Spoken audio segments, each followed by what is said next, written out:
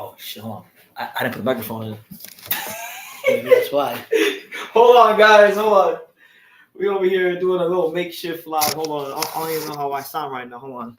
Let me put the proper microphone in. Hold on. Bang. All right. We should be good now. Do a quick mic check. Check. 2 1 2. Check. We're here live in full effect. The untouchable True School Sports Empire proudly presents something the boxing game's been missing. Hey, what's going on? It's your boy BT, and I came here to talk some boxing with the thousands of True School Sports subscribers. Now, this is 90 days of boxing, day number 59. Ain't missed one day. Amen. We have exhibited true professionals. I've been practicing what I've been preaching as a true professional, and we're almost a whole 2/3 of the way through the 90 days of boxing series. So thank God for that. Thank God for another day. Thank God for being here. Thank God for that. If you guys haven't checked it out already, I would highly encourage and implore you guys to go check out the Philip Hrgovic interview, the infamous Hrgovic interview, which I mentioned in every live last week. El Animal. I just dropped it today. The animal. I thought it was the best interview I've ever done with him. Probably the best interview he's ever done, period. Go check it out. He had a lot to say about Anthony Joshua and Dubois and all these kind of things. But look, man, we got an action-packed show. You guys see him. We got Pops in the building. He's tired, but he still managed to come on the live and, give his thoughts. We're going to talk about this whole Keith Thurman pulling out the fight, Sebastian Fundora stepping in. He's finding Tszyu on short notice, which means Brian Mendoza is now fighting Sergey Bochk on the undercard. Oh, wow. So it's a lot of moving pieces going on with this. But before we get into that, let me go ahead and acknowledge the people that have already went ahead and acknowledged us in the chat. 2 very loyal viewers. Jesus Sam, he says saludos, Pops. And Enrique says, let's go, BT. Let's go. And Pops, How you doing? tell them the truth. That's right. That's what we're here for. The True School Sports. Telling you everything like the way it is. We don't play. We don't play. And man, as far as this whole situation goes, look, I was very iffy about Keith Thurman ever fighting Tszyu. Just being honest, like I with his lack of activity, just for him to just jump up and go fight Tszyu, my eyebrows are kind of raised. I didn't really have the most confidence in Keith. Just being honest, and here we are. He's pulled out just to go. Inactivity's been wild, right? For a while. Yes, just to go to the screen share. Here's the official report. This came out this afternoon. As per Mike Coppinger, shout out to Coppinger. As you see right here, there it says Tszyu will defend his WBO junior middleweight title versus Fundora on March 30th in PBC's inaugural pay-per-view on Amazon Prime Video. So, Fundora steps in, and funny enough, quiet as kept. This was a fight. If you guys remember, this was a fight before Fundora lost to Erickson Lubin.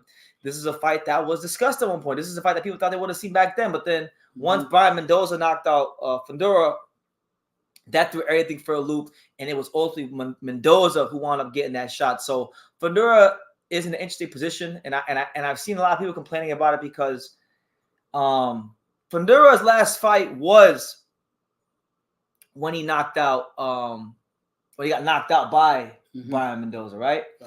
And he ain't fought since then. Now it was already there was some bullshit going on because Fundora was gonna get a title shot against Sergey Bochk because Jamel Charlo has been declared the champion in recess.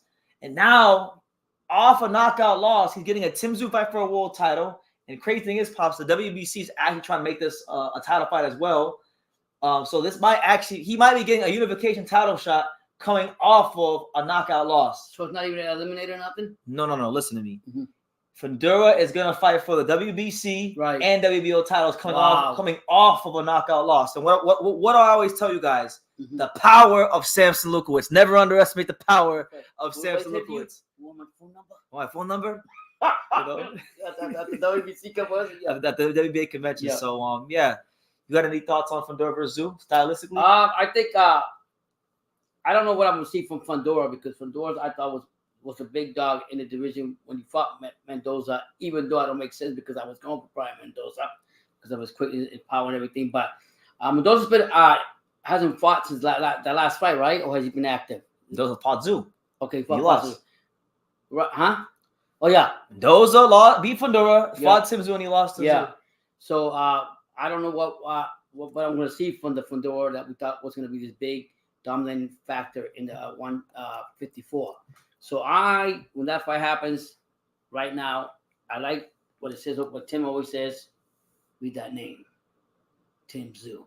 So I'm running with Tszyu. He going out to knock out anybody that gets in his way, and I think this is the prime Tszyu right now that we're seeing from him. That I'm talking about. I'm really interested to see how Fundora's going to approach this because he hasn't had any fights since that loss. And I'm saying. And there's an old quote. They say adversity introduces a man to himself, right? So Fundora had some adversity against Brian Mendoza. He didn't overcome it, and he hasn't even had an opportunity to overcome it. And now he's going to try to overcome the adversity of dealing with a knockout loss against Tszyu. You're asking him a lot. I respect him for stepping up to the challenge, stepping up to the plate, but he's definitely up against it. This is a guy that, for as tall as he is, he doesn't really box at range. He will give up his size. He's fighting a guy who's an aggressive counterpuncher with really good stamina. I think he's going to beat the brakes off of Sebastian Fundora, Tszyu. Well, he's coming out to make a statement for anybody to let them know, like, I'm coming here to unify all the belts, take all the belts, and it's going to stop with Fundora. Shout out to MEZBX. He says the boxing voice had it. They did. You're actually right. I did see it. So again, salute to Ness. Salute to Ness and Danny. You know, the fine folks at the boxing voice. I got a lot of love for those guys. They're great. They're great at what they do, and likewise, the respect is mutual. Shout out to my guy D4, new subscriber. He said, "My boy and Pops, God bless. What's up, family?" And then he says, "Big predictions. I don't know. Fundora might take Tszyu. Tszyu hasn't fought as tall and lanky with the reach like Sebastian." Yeah, but my thing is this, right? What good is it having all that reach if you don't use it? You know? How we say that? He doesn't fight like he may be a tall man. He doesn't fight tall. And when you look at Fundora when he's at his best, it's when he's letting his hands go mid-range to inside, fighting like he's a short Mexican fighter, and he's not that. And his lack of fighting as a tall man, it got him beat up real bad against Brian Mendoza. He got caught real bad, and anyone can get caught, but it's the matter in which he got caught. And right on time, Haro with the first Haro comment of the live, he said, "Shout out to Haro. Finally, a PBC stream. PBC legend here. Fundora looked bad against Carlos Ocampo." Yeah, whatever. I mean, but at the same time, I mean, who else going to step up? He's willing to step up now. He wants to get back into action. What better way to get with Tszyu? I'll tell you this, man. I'll tell you this. Today I just got back home. I was all the way out in Pompano at Stacey McKinley's gym. Shout out to Stacey McKinley, great trainer. Had a really good interview with him today, so stay tuned for that. But you know, Kevin Cunningham for like about a year and some change had his fighters training in the Stacey McKinley gym. Right. Broner, and Eric Schluman most notably, right? Eric Schluman has to be kicking himself because I'm gonna say it like this. I'm not gonna get into his like personal like life or whatnot, but let's just say that Eric Schluman wasn't living that life to be in a position to take this fight. Let's just put it like that. Yeah, you know, Lubin is a good fighter, and I know right now wherever he's at, Kevin Cunningham, Lubin, they're not they're gonna be not Cunningham, but Lubin is gonna be kicking himself because remember, Lubin was supposed to fight Tszyu before Thurman got the fight. Oh wow! And it fell off for whatever reason. And I know that I'm not saying for what I think. I'm saying for what I know. I know Lubin wasn't in no position to take this fight, which is why Fundora is getting the fight. Wow! So, make it that what you. So basically, in other words, what you're saying is he's been screwing off. Not being dedicated. Look, I don't want to get. I don't care. He was not ready for. I don't want to get into his personal. Okay. I'm assuming. You're gonna say some shit get me in trouble. All I'm saying is he wasn't in position to fight. That's all I'm gonna say. Okay. But look, we got our first super chat. Shout out to D4 again with the showing the love. He says this is by far the best boxing channel. Good on facts. On Sebastian, you right. Salute Pops and keep this channel. Yeah, we're gonna keep it running, man. Appreciate it. People like you that come in and tune into the live and contribute, you know, this is why I come and I do the lives because I got the best viewers and the best subscribers in the game. So yeah, definitely. And as far as Fundora, look, I like Fundora. Like Fundora, he grew up in California, but he spent his early days here in South Florida. Quiet as kept. Fundora, when he was a kid, he used to train at a gym that I learned how to box at when I was a younger man, called Canino's Boxing Gym in Dania Beach, Florida. So I like Fundora. There's a connection there, but I just think he never really learned to fight tall. And it was his ultimate undoing against Brian Mendoza. and it'll be just as big, if not a bigger undoing when he fights Tim Tszyu. Now, look, if I'm wrong, I know you can't do. Like, I'm not saying that he's gonna lose to Tszyu because Mendoza beat him and Tszyu beat Mendoza. I'm not saying that. I'm just saying that unless he's tightened some things up without having any fights, which I highly doubt he has, I don't see how he's gonna. Because do you think he can overwhelm Tim Tszyu? I don't think he can overwhelm Tim Tszyu. I'm telling you, this is prime time Tim Tszyu right now. This is his time to go out and shine and make a statement, and that's what he's going out to do. He told Thurman, maybe Thurman got scared, whatever. He told Thurman, I'm gonna knock you the hell out. Fundora, shout out to Usam, my boy in Montreal. He says Fundora is trash. All that range for nothing. Yeah, I mean, I always say when I see fighters fight tall fighters not use their height, I'm like, that's a waste of time. Why are you not fighting tall, throwing that long jab out there? Set up the guy and let him walk into one of your punches. Yeah, so we'll see how it goes, man. And then before we go back to screen share, because there are some things I want to touch on. Hyro says, what promoter puts on 4 titles in vacation? Clearly not the Saudis, only on PBC. The PBC legend has spoken. Yeah, there's a PBC legend right here. There you go. But shout out to everyone here. Make sure you smash that like button, subscribe, and super chat, all that good stuff. Going back to screen share real quickly because I wanted to touch on a couple things. So just to get some reaction to the fight, Tim Tszyu himself. Here's what Tim Tszyu had to say about.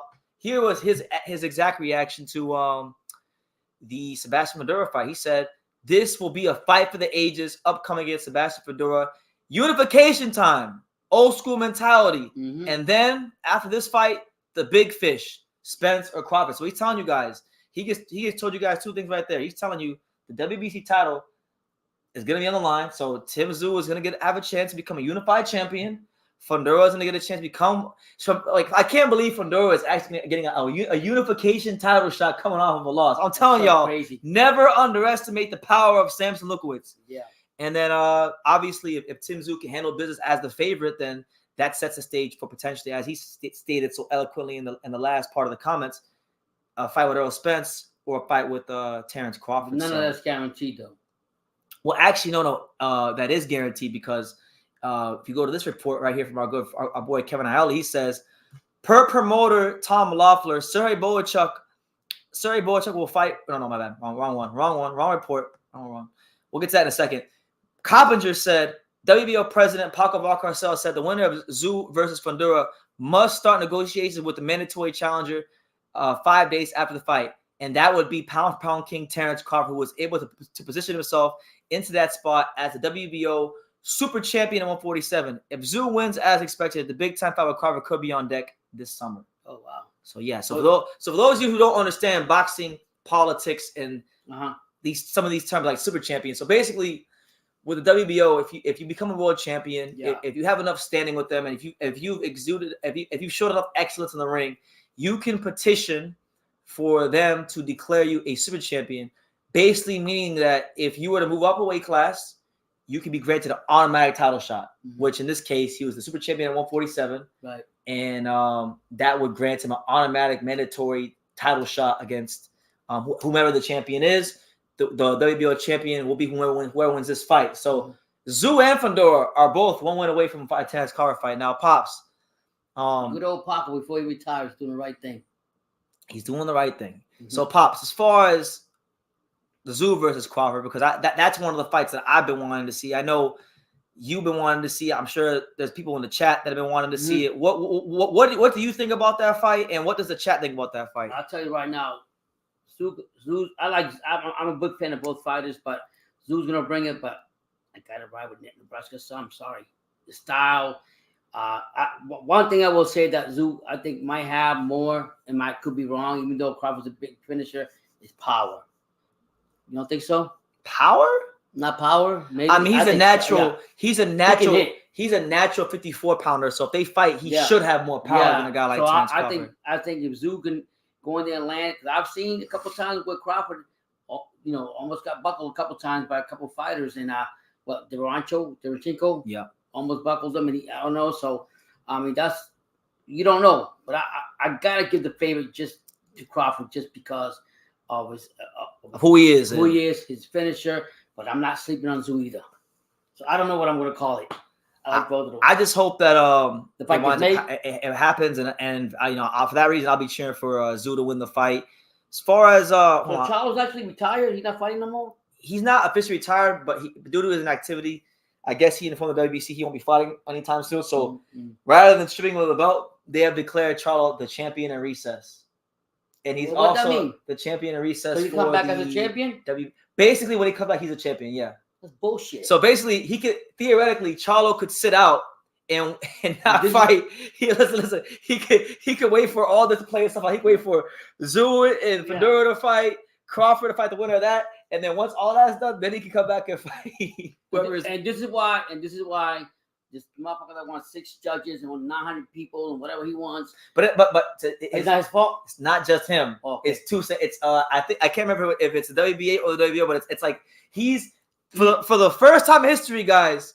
We have a unified champion in recess. This has never happened before. Ever? I can't think. If y'all can tell me a time where there was a unified champion in recess, please let me know. Yeah, because I can't think of it. Yeah. But shout out to my guy playing in Arizona. He says, "Greetings from Arizona. I put money on Tim." Shout out to the fine folks in Arizona. Huepa, Puerto Rico, puñeta, para que lo sepa. I will be in Arizona in 9 days for the fight week for Sinisa Strada, Yokovaya, and Valdez Nate Wilson. So yeah, shout out to AZ. What was his other comment? I saw he had another comment, my man, Arizona. We got a lot of people here, man. Shout out to everyone showing love. Yeah. Let us know, guys. Hit that like. What city, what state, what continent, what country are you guys viewing us from tonight? If you weren't buying it before, you should buy it now. Now, personally, look, it's Fundora versus Tszyu is a good fight. I'm sure it's not gonna disappoint as far as entertainment. That's not pay-per-view. Like I'm giving PBC the credit. They're giving people good value for money. Like Rolly Pitbull Cruz is a good fight. Mendoza maybe as a whole. You know, as a whole, you could probably say the card of pay-per-view because Fundora versus Tszyu is a good fun fight. Rolly versus Cruz is a fun fight. Mendoza versus Bochk is a fun fight. So I mean, as a whole, maybe it is, but I think if they if PBC really wanted to maximize the viewership numbers, this should be free. The Beast Man saying he's not with it. He ain't with all that. Okay. Who you want him to fight? What fight would you like to see, Beast Man? What happened to Thurman? Thank you for your comment. Thurman tore. I guess Thurman re-aggravated and tore his bicep.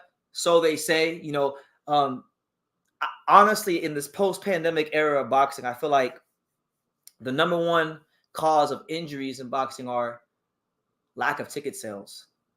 When a fighter is getting paid too much money and the tickets ain't moving like they should, someone got an injury. Someone got to pull out. Yeah, you know, it happens too much in boxing. So isn't he like a big with the fans too? Or when he was he don't fight enough. Like, look, we live in a very fast-paced society. Boxing ain't even the top 5 most popular sport in America. So that's why I'm saying these guys can't be sitting on the shelf for 2-3 years and think they can just come back out the work and think that their hype is going to be the same. No, the saying is true. Out of sight, out of mind. Keith Thurman has been very active, and because of that, Tim Tszyu has, and that's why Tim Tszyu is doing his thing. Yeah. Shout out to Carl Hansen, the boxing kangaroo. He says, God bless you, Carl Hansen. God bless you, Tim Tszyu should be banned from boxing. He's far too active for these Americans, bro. I mean, look, we had Charlo not want to fight him. We had now we got Thurman that pulled out the fight. Back when he was a domestic fighter, Michael Zarafa pulled out the fight. So it's become a common theme in his career. These guys pulling out of the Tim Tszyu fight for whatever the case may be. Shit, Tim Tszyu no joke. He's on his prime right now. Nobody wants to on him. All right. Nobody. Shinobi says, man, I just sparred 6 rounds getting ready for the Golden Gloves in Odessa, Texas. I'm from New Mexico. Listen. Go get it. Shout out to New Mexico. One of my best friends on this earth. Great and a great fighter, too. Angelo Leo. He's from New Mexico. We'll be fighting April 10th. The road to the title. Listen, keep training hard. To anybody in the chat that fights, that trains hard, keep training hard. When it gets difficult, press harder. When life starts kicking your ass, just dig deeper and press harder because it all pays off. Like, hard work and being professional never ever goes unpunished. God will always have your back as long as you do what you got to do when no one's looking. So keep doing your thing, man. Always love when I hear amateur fighters in the comments. Go get it, but we're rooting for you. LOI says Americans are ducking Australians. What a time to be alive. Woo! Who got 154? Nobody. right now. Yeah, man. Listen, that's crazy. Listen, I love the USA, but man, our fighters gotta tighten up, man. Yeah, they gotta really and truthfully tighten the hell up. For sure. So it is what it is, man. But just switch gears briefly. I'm gonna get back to Tszyu and Fundora here in a second. But listen, to me, I'll tell you what I'm excited about. This is what I'm excited about. Okay. So Kevin Alley reported this. He said per promoter Tom Loeffler. Jorge Bochk. So remember, guys, Fundora was supposed to fight Bochk initially. But now so when the news got reported that Fundora was fighting Tszyu, people were like, man, well, Bochk got screwed. He's left out on the dry. And guess what? Not only has he not been left out on the dry, I actually think this fight right here. Yeah. This fight right here. This fight right here, ladies and gentlemen, might be the fight. I think it is the fight on the card. I thought Fundora versus Bochk was the fight of the card. Well, guess what? This fight has taken that fight's place because stepping in for Fundora to fight Bochk will be none other than the hard-hitting, explosive, always dangerous, and very formidable La Bala. Yeah. Brian Mendoza. And look. Let me cut you off. But no, go ahead. This is a good example of why you stay ready so you don't have to get ready. So to the fighter, listen, I'm not gonna say no names, but I know some fighters. I know some fighters. I know where this is going. I know some fighters personally that watch the channel sometimes. Listen, if you're watching and they know who they are from talking, you know who you are.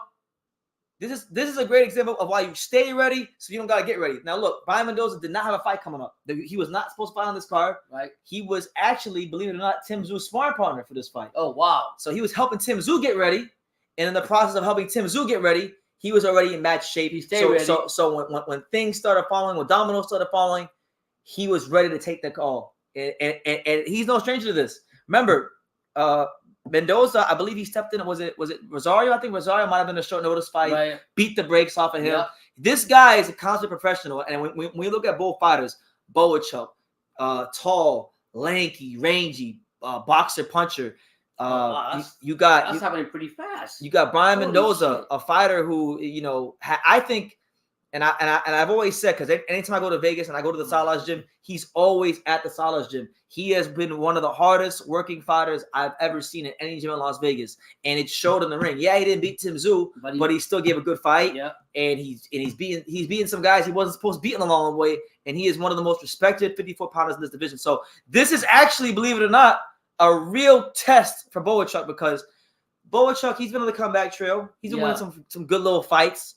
But he hasn't really, in my opinion, fully exercised those demons from the Brandon Adams fight because, Bochk was a guy that was knocking everybody out. He was one of the most devastating punchers in any weight class in boxing. And then he was fighting Brandon Adams. He was beating Brandon Adams, and Brandon Adams packed him up. Wow. And took that O. And since then, he's been building himself up to get back to this point. So this is a real watershed moment for the career of Bochk. And for Brian Mendoza, this is a golden opportunity to rebound in a major way against one of the top 154-pounders. Yeah, what I like about this is, BT always has a special fight in a card. He always has a special fight that people don't think about more about, that you call it better than the main event, or the co-main event. There's that one fight. You guys need to stay tuned to that. Listen to BT because he's giving you the real deal. I think Mendoza, Brandon says, is going to be a true test for Bochk. I think so. I think like Bochk, very educated behind the jab, big puncher. But my thing is, okay, if you're a puncher and you got to trade with a puncher, Brian Mendoza, I mean, as we saw with Fundora, and as we've seen with Rosario, and as we've seen even some of the fights he lost, he's the guy that you got to be real cognizant of exchanging with because you miss the wrong way, you won't get cracked. Badly. So and the great thing about it, he took that loss from he lost that to Tszyu. But he lost to a good Tszyu, a prime Tszyu that went in and did what he had to do, and that's going to make him a better fighter coming into this fight, believe it or not. I think so. Shout out to the Falling Star. He says, big day for me. I started to learn to drive a car. Question That's fine. Question is for Bobs and BT. What do you feel is the biggest choke for new drivers, and what should I watch for most of the BS? That's a funny question. You should just definitely be aware of your surroundings. That's what I'll say. Be safe, be safe, and people do crazy things out there. They don't believe in signals. They don't believe in. You just gotta be alert, like my son told you, and he learned that from himself. But you have to be alert and be safe and think reasonably. Yeah, which is hard to do in this world. Boxing KU says Fundora is going to get smoked in the pocket, and Mendoza was a replacement for Fundora. Yeah, exactly. He was. And Jairo, I don't know why. Jairo hates anything good about boxing. He says he hates Brian Mendoza because Brian Mendoza exposed Fundora for not being as good as Jairo thought he was. Fundora. So he's hoping. Fighter. He's hoping. But is it Mendoza? Hold on. Yeah. He's hoping and praying that Bochk beat the brakes off Brian Mendoza. Now look, I don't got a prediction on the fight. I like them both. I gotta watch the film. I don't got one right now. Yeah, too early. But it's a good fight, and may the best man win. It's not early. They're fighting on the 30th. It's crazy. Jose Lenny says Thurman is the psychological coward. Now I gotta really say this: Keith Thurman, his career has gone out bad. I mean, this is a guy that I really do feel was one of the best things about boxing, 7 years ago. He obviously has got a great mouthpiece. He talks. He's fun to watch. He put on great fights, showing a beautiful blend of boxing skills, IQ, and punching power. But then I don't know what happened to him. People have their theories. I don't want to be disrespectful to Keith, but people say when he got with the woman, that made him soft. But like I don't want to say it's that. So. What do you think, Pops? Why can't Keith Thurman seem to build momentum? Do you really think all these years he hasn't been fighting? Do you really at what point do you think Keith Thurman lost it in his heart to keep fighting? I just think I'll be honest with you, and I'll just call it the way I call it. I just think he became complacent with the money, with everything around him, and that's what happened. He went and took that time when he went to play the flute. Wasn't it him to play that flute? I'm thinking somebody else. That was him. That was out there playing the flute, doing all this thing. He enjoyed himself. Then he got married to that lady. They had a kid. We don't know what the personal thing is. That could be part of it. We don't. So many things go into effect. But I will say, and we're talking about it when we're driving. When I was driving, he's like, man, he talks. He's a good commentator. He said, yeah, but he's also a good bullshitter. I mean, he wasn't always like that though. He turned into that over the years. He wasn't always like that. There was a time where I'm old enough to remember a time where when Keith Thurman said something, it really held weight. And he what's funny is even before he became stagnant and not fighting, he could have had opportunities to fight if he wanted to. He just didn't come out and do it. Now look, you think he lost his hunger? Yes. D4R he's made a great point here. He said that they said the Danny Garcia bicep shot changed his career. That's a great point. He beat Danny Garcia, but in that fight, Garcia was hitting him on his biceps. We know Danny got rocks in his hand. Yeah. I mean, he's big, heavy-handed guy. So with that being said, I believe it because I remember Danny came out strong towards the end of the fight, and he was hitting that bicep. And but look, guys, I can't make no excuses. I know a lot of fighters in real life who have big-time injuries. I'm talking about knee injuries, back injuries, herniated discs. I mean, anything, every imaginable thing possible. In the book. My thing is this: if a fighter really has it in his heart to keep fighting at the top, world-class, championship level, they find a way. They find a way to do it. And my thing is, Keith Thurman, once he got to a certain level in boxing, I feel like you gotta remember. I feel like Keith Thurman, the back half of his career, is an after effect of getting overpaid. A lot of these PBC fighters, they were used to, fighting fighters that were not on their level for big money. Because remember, when PBC first started up, Waddell and Reed, big hedge fund money, guys was getting paid a lot of money early on. So once Keith Thurman reached and achieved a certain level of status in boxing, he just wasn't taking fights. Yeah.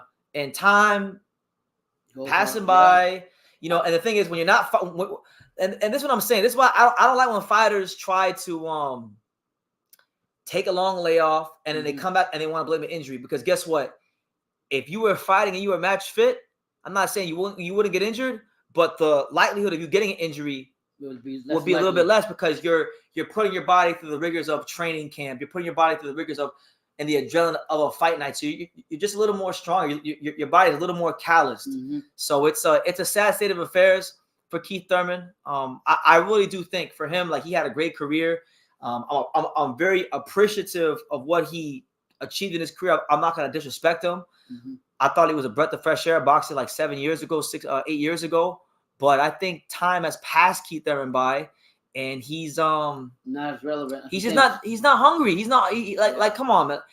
And there's no problem with not being hungry. Like you made millions of dollars. You've achieved financial security. You got a beautiful family. He's gotten everything out of boxing that most fighters strive to get in the sport, and he's got achievements to show for it. So I think he would make a world-class commentator. I think he'd be the best commentator in boxing one day. I would love for him to just hang it up and just do commentary because his heart's not in it. Yeah. And if your heart's not in it and you keep fighting, this boxing game's a jealous woman. They'll pass you away. This boxing game is a big-time jealous woman. If you don't give her your all, you get found out. Mm-hmm. And hell have no fury like a woman scorned. You don't want to get this jealous woman of boxing on its bad side. And I feel like over the years, Keith Thurman hasn't been loyal to the woman of boxing. Yeah. And she's come back and she's bit him in the ass. Yeah. You know? So Hyro says, I told you, wait for the rollout. This is the most exciting card, and it's more exciting than all the lazy Eddie Hearn cards. You're a PBC legend. The PBC legend has spoken. Yeah. Let me ask you an honest question, bro. Would Keith Thurman have beat Floyd the time he was at the top calling out Mayweather? Oh, that's a good question. Because Keith was, everyone forgets, but Keith was Floyd's WBA mandatory for years. Floyd didn't want to fight him. And listen, man. Yeah, I think Floyd would have found a way to beat him. It would have been hard. That Keith Thurman was a bit different. It was a lot different than the one we got now. He was hungry. Mm-hmm. Like he was then with like a boots Ennis is now hungry, trying to make the fight, get that fight, show what he could do. When he was Floyd's mandatory, that was when he was the best like version of himself, the best boxer puncher he ever was. Yeah. I think Floyd would have found a way to beat him, but it would have been he would have went through hell to do it. To be honest with you, he would have. But I would have loved to see it. But obviously Floyd had other things, kind of like with Crawford. Now Crawford's got bigger fights with Tszyu and potentially Canelo. Floyd had a bigger fight with Pacquiao, so why fight Thurman? Even though the hardcores wanted to see the Thurman fight, but I think Floyd would outbox him. I think Floyd would have had some problems early on with the speed and maybe a little bit of the power, but he would have made the adjustments. He's the most adaptable fighter there is, and I think he would have found a way. And look, with Floyd, all he needed to do was find one hole, just one, and you lose. It was that simple with him. Go to that all the time, to the same hole. But shout out to everyone here. We got Hawker Mustang in the building. Good to see you, Hawker. Hope all is well. How you doing, Hawker? Who else we got here? Yeah. Jael Patai, Anthony Joshua, very active. Yeah, listen, guys, activity matters. Mm-hmm. If we didn't learn anything from last year, we've learned that activity in boxing matters. Because when you're not active, I don't care how good of a fighter you think you are, you're not gonna be match fit. You're always gonna be, your time is gonna be off the longer you're out the ring. So that's why we're seeing guys like Parker and AJ you won't be and as Tszyu. sharp. You won't be as sharp either. They're sharp as a tack. You can spar all day, you can do this, but if you're not getting the fights, you know what I mean? But you gotta stay in that gym, no matter what. I'm gonna go what Stacey McKinley says. If you come in my gym, you're not here 24 with a 24/7 mentality, just go ahead and go back to your part-time job. That's a fact. So there you have it. Yeah. You know? We got another super chat from my man D4. Shout out to D4. This live is sponsored by my man D4R. Yeah. He says, smash the like button, y'all. Show the family love, y'all. It's free. Yeah. It's free, man. Smash that like button. And follow his example. and super chat. Yeah. And go check out that Philip Hergovich interview that just dropped today. Oh, that was a great interview. The best interview that he's ever done. Man. So he wanted to crack on Joshua. He said, I'm gonna crack. I'm gonna hit him. I'm gonna knock him out. Everybody told him. Listen. I let him get a fight in to stay active, and then after that, you know, I say hopefully like in the latter part of the summer, maybe fall. Yeah, make it happen. You know. Box Kangaroo says, I want to see Pop swearing more often. And here, you want to know how I can do that? Here, watch this. Shout out to Mario Barrios. Fuck Mario Barrios. He's got a nice account, but other than that, fuck him. By the way, he has my birthday too. Yeah, I don't know why you have the thing against Mario Barrios, but because he's not a killer. He paid the money. So yeah, I try to think who else you got a problem with in boxing? Devin Haney. I wouldn't have that. I just think he should go out there and be more like I want to see what he's gonna do this next fight. Okay. I'm actually rooting for this fight, believe it or not. Okay. With Ryan? Yeah. I'm Ryan's. I'm going for Ryan. Because that would you think this is a mind game the thing? internet would explode. The internet would absolutely explode. It would change the narrative of so many things. Like, and I like when the plot gets. I like plot twists. Yeah. You think Ryan could do the way he's been acting? No, I think Devin will win, but it'd be great. Fight. D4R says, I saw that great interview. He said when he wins the belt, he's gonna let you interview him. Yeah, man. That's my guy, man. You know, Hrgović. I was a big fan of his even before I knew him. We've developed a good rapport over the last 4 years of me interviewing him. So yeah, man, looking forward to hopefully, even if it's not AJ, just him getting a name, because everyone says he needs to fight a name, but the names don't they don't want to fight him. And I'm not telling you guys something that I think. I'm telling you something I know. Who was the one that fell off from Parker and he was ready to call? He called out Parker, but Parker picked AJ just recently. Parker was supposed to fight somebody. Somebody dropped out. Parker was supposed to. Parker called out Hrgović. He called out Hrgović and he said, "I'll fight him." And then Hrgović literally started his training camp and acknowledged, "Yeah, okay, I'll fight you." And then started his training camp and then he signed to fight Zhang. So it's what it is. The interview with Hrgović is the best interview I felt in a very long time. I'll watch it. Yeah, thank you, man. Appreciate it. Will you bet money on Mike Tyson versus Jake Paul? Absolutely not. There's gonna be too much crazy stuff going on with that fight to bet. But I'll watch it. I don't really bet money on too much fight. Tyson gonna knock the fuck out of Paul. Straight up. Tell him how you feel about Jake Paul versus Mike Tyson. I mean, Jake Paul's done everything. He ain't no fucking Puerto Rican fighter from Puerto Rico. He lives in Puerto Rico, but he's not no the fighter from Dorado. Morado. He's got Puerto Rican blood running through his veins like you. Damn ass shit he got. Okay, all he got the title. Flan, no, totones, no. Arroz con lunes. I mean, but I know I'm going with Tyson. The way he's 67 years old, and the way he moved doing that shit. I mean, I know what Roy Jones he would look. I mean, but come on, the power. He's got more power than Jake. He's gonna catch power. He ain't gonna be like that football player that made that fella make or fall. So let me ask you this: if Jake Paul, for whatever reason, if he knocks out Mike Tyson or beats him somehow, what are you gonna say? Will you give him his credit, or you gonna say it's fixed? Never. You say it's fixed? I will never give him. Hell no. Hell no. Mike, that old man can pop.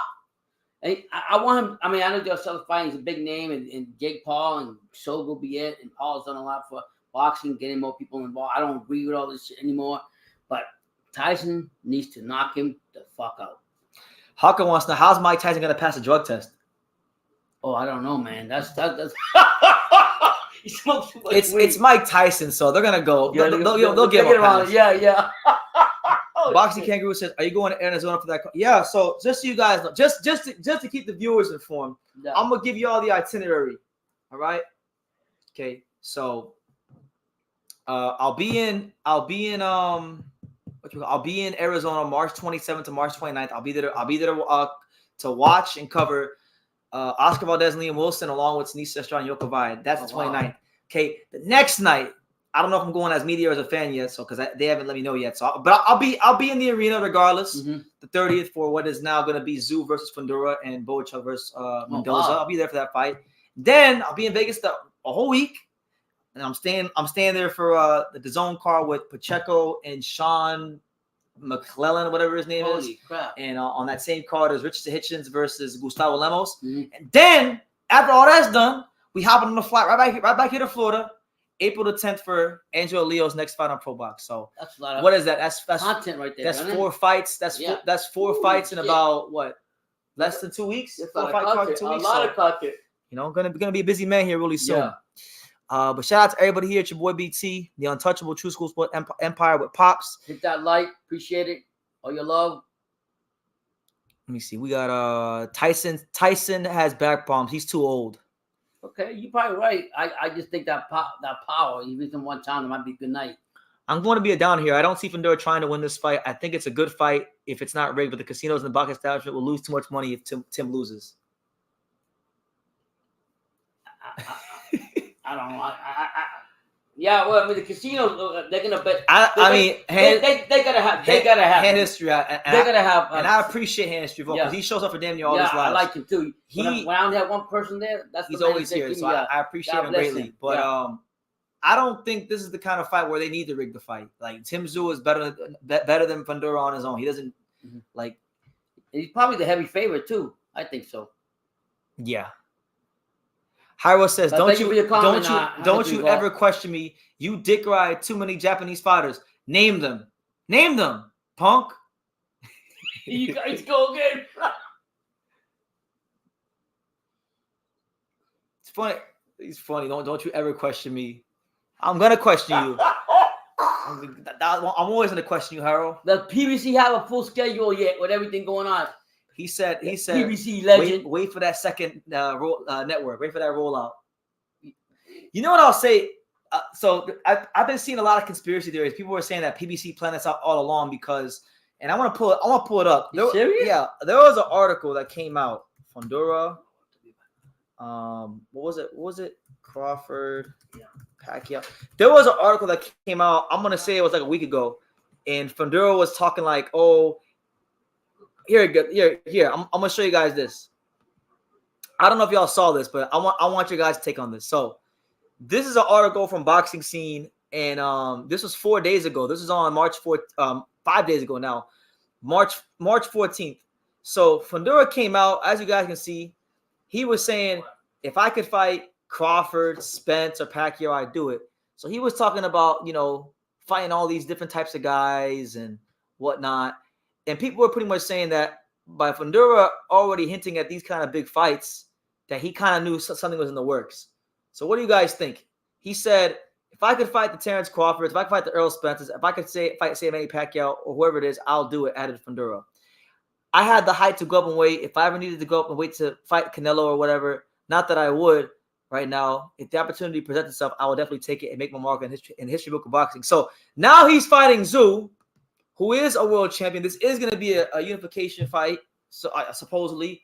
And he's going to get, like, Crawford. He's going to fight Crawford if he winds up winning the fight. So do you guys think maybe that Fundora might have knew something was up? Because I'm going to tell you guys this. As someone who, is around boxing, talking to people in boxing all the time, a lot of times before the public gets information, people in boxing, people meaning the fighters, the managers, the handlers, they know about news 4 or 5 days, a week, 2 weeks in advance. So do you guys think maybe he knew something was up? What do you guys think? Oh.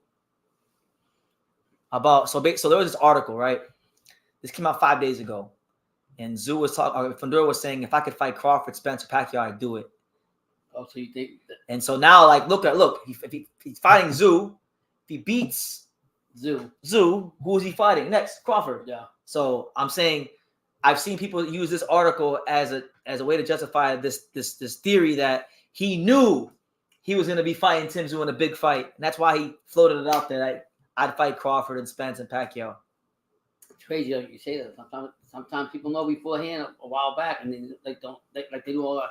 When things happen, they already knew before we knew. We know what's going to happen. They just can't spill it out. So Hyro says the Japanese fighters that I dick ride are Hayato Tsutsumi, the Shigioka brothers, Subaru Murata, and Inoue. Now, I don't know how I dick ride the Shigioka brothers, Hyro, when you're the one who told me about the Shigioka brothers. You dick ride the Shigioka brothers, so you're projecting. Hayato Tsutsumi, I made a couple videos about him because he's a contender at 126. Subaru Murata, I like Subaru Murata. He's a very good fighter. And Inoue is one of the biggest fighters in the sport. I don't know. How do you define dick riding? Because you co-sign on PBC bullshit. Like, no matter what. Like, Tszyu versus Fundora is a mismatch, just so you know. You always shit on if Shakur fought Emmanuel Navarrete. Fundora versus Tszyu is a bigger mismatch than Shakur versus Emmanuel Navarrete. How about that? How's that for a hot take? Hyro, PBC legend.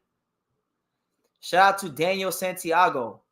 Daniel Santiago, ¿qué lo que hay? Tim is going to beat his ass.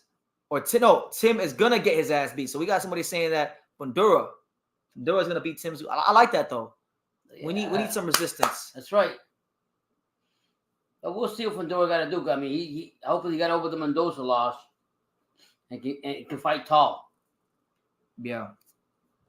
D4 says, for the parlay, bro, and if I win, you already know I'm sending that bread, brother. But Jack Catterall or Josh Taylor. Oh God, that's a hard one because you don't know which Josh is gonna show up because of the weight cut.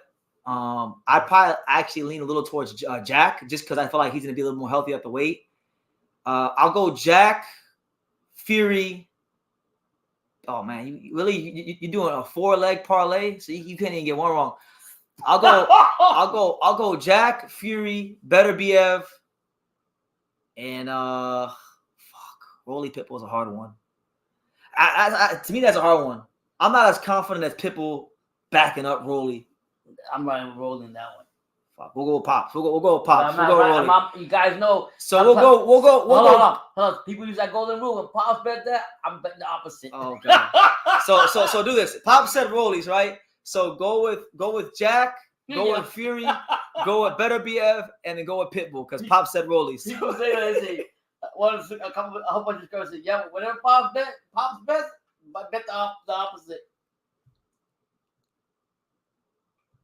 He said, at least I stand with America. You don't even like American boxing. Hyro, I like American boxing a lot more than you. I just see, your problem is you don't tell the truth about the whole truth about American boxing. American boxing ain't in no healthy place. And I'm one of the only channels telling you guys the real deal. Yeah. We ain't got no fighters at heavyweight. We're not a country that cares about cruiserweight. We ain't got nowhere at light heavyweight. The 168 division is ruled by a Mexican. And the middleweight division is unified champion is a Kazakh fighter. And since you're the PBC legend, you need to tell Al Heyman if he truly believes in America, stand up like a true American and come out and face the public. He said, Jack Fury, Better BF Cruz. Oh my God! Now watch. They're all gonna lose though. Yeah, no. So just make a statement. Thing. Do not. This is just talking boxing. You guys decide. You guys gotta decide that. But he has. Yeah. I picked the first three, and Pops picked the fourth. Yeah, I picked Rolly, but people always tell me when I say something, the majority of subscribers say, "Oh no, I bet the opposite of Pops." Because it's true. I'm like, hey, I'm not perfect. No, nobody's perfect, but shout out to everybody here, man. It's the untouchable True School Sports Empire. Henderson Vol says BT Julio Cesar Martinez is fighting Angelina Cordova versus Angelina Cordova was added to the card. What are your thoughts on this fight? They're giving Cordova an opportunity, his first real step up fight. Look, man, Cordova is a solid fighter. I seen him fight once. I can't remember what fight it was and what card it was on, but I remember he's a formidable opponent. Julio Cesar Martinez needs to lose, man. He's been holding that WBC belt hostage for such a long time. He didn't want to fight Sonny Edwards. I mean, he's been ducking a lot of top competition. So I'm going for Cordova. Because of that? Just on that alone. Hyro says, I tell nothing but the whole truth. What happened to the respect mandatory? But you had no problem with Nick Ball passing Brandon Figueroa. Take that. No. I mean, Brandon Figueroa. Well, okay. Well, look, Ray Vargas didn't have to take the Saudi money. Ray Vargas sold out. Why didn't Ray Vargas, as a champion, put his fucking foot down and say, no, I ain't fighting my mandatory? Because he took the Saudi money. So he's supposed to be PBC, and he took that Arab money. So how about that? I didn't really care. You're saying I had no problem. I don't care about Ray Vargas. Ray Vargas is one of the least exciting champions in boxing. He's the least exciting Mexican champion of the last 10, 20, 15 years. Oh shit. Better call it out. Come on, man. Oh, the following starts asking the pertinent questions. Will you live stream the NHL finals if the Panthers are in it? I probably should, but guys, I'm not sure you want to see that. I'm gonna be intense. Yeah. It ain't gonna be no if, but when, right. God willing, when. I do respect mandatories, but guess what? They were negotiating that. They were negotiating that fight for the longest time, Hyro.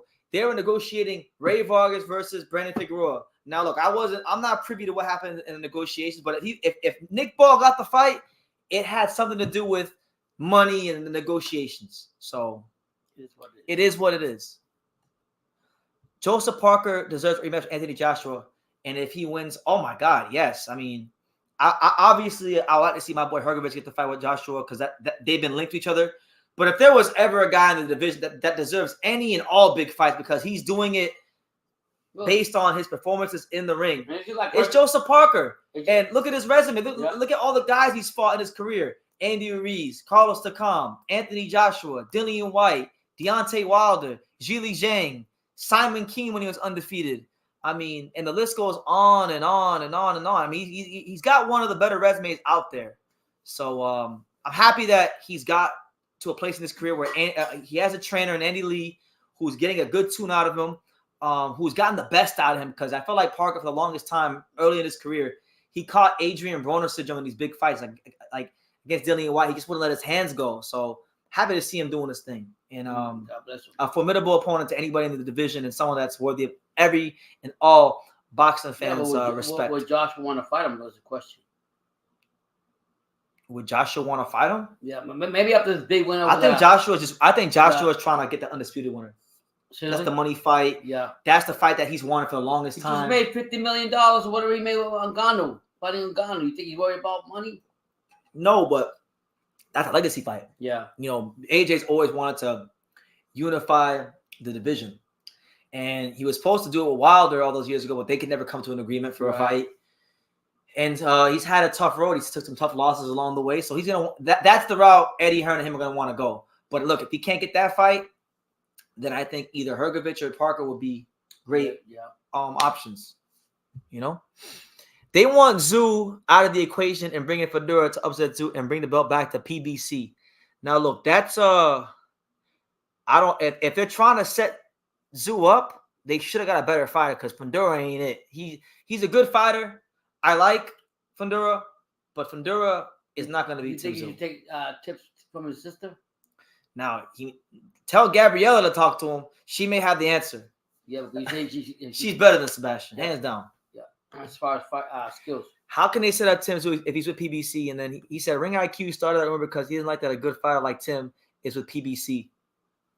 Well, Hiro, Tim isn't officially with PBC. He's with No Limit Boxing, and No Limit Boxing work with everybody. Yeah, I mean, right now, Hiro, you gotta say it, man. Tim Tszyu right now is in his prime. He's doing his thing. You can't say he's very active fighting. That's big when it comes to fights like that. Any fights.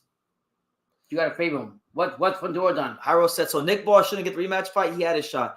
Nick Ball got. I feel like Nick Ball should get the rematch, but he's not gonna get the rematch because Ray Vargas said the only way he's gonna fight Nick Ball again in Saudi is they pay him like 3 or 4 times more. And guess what?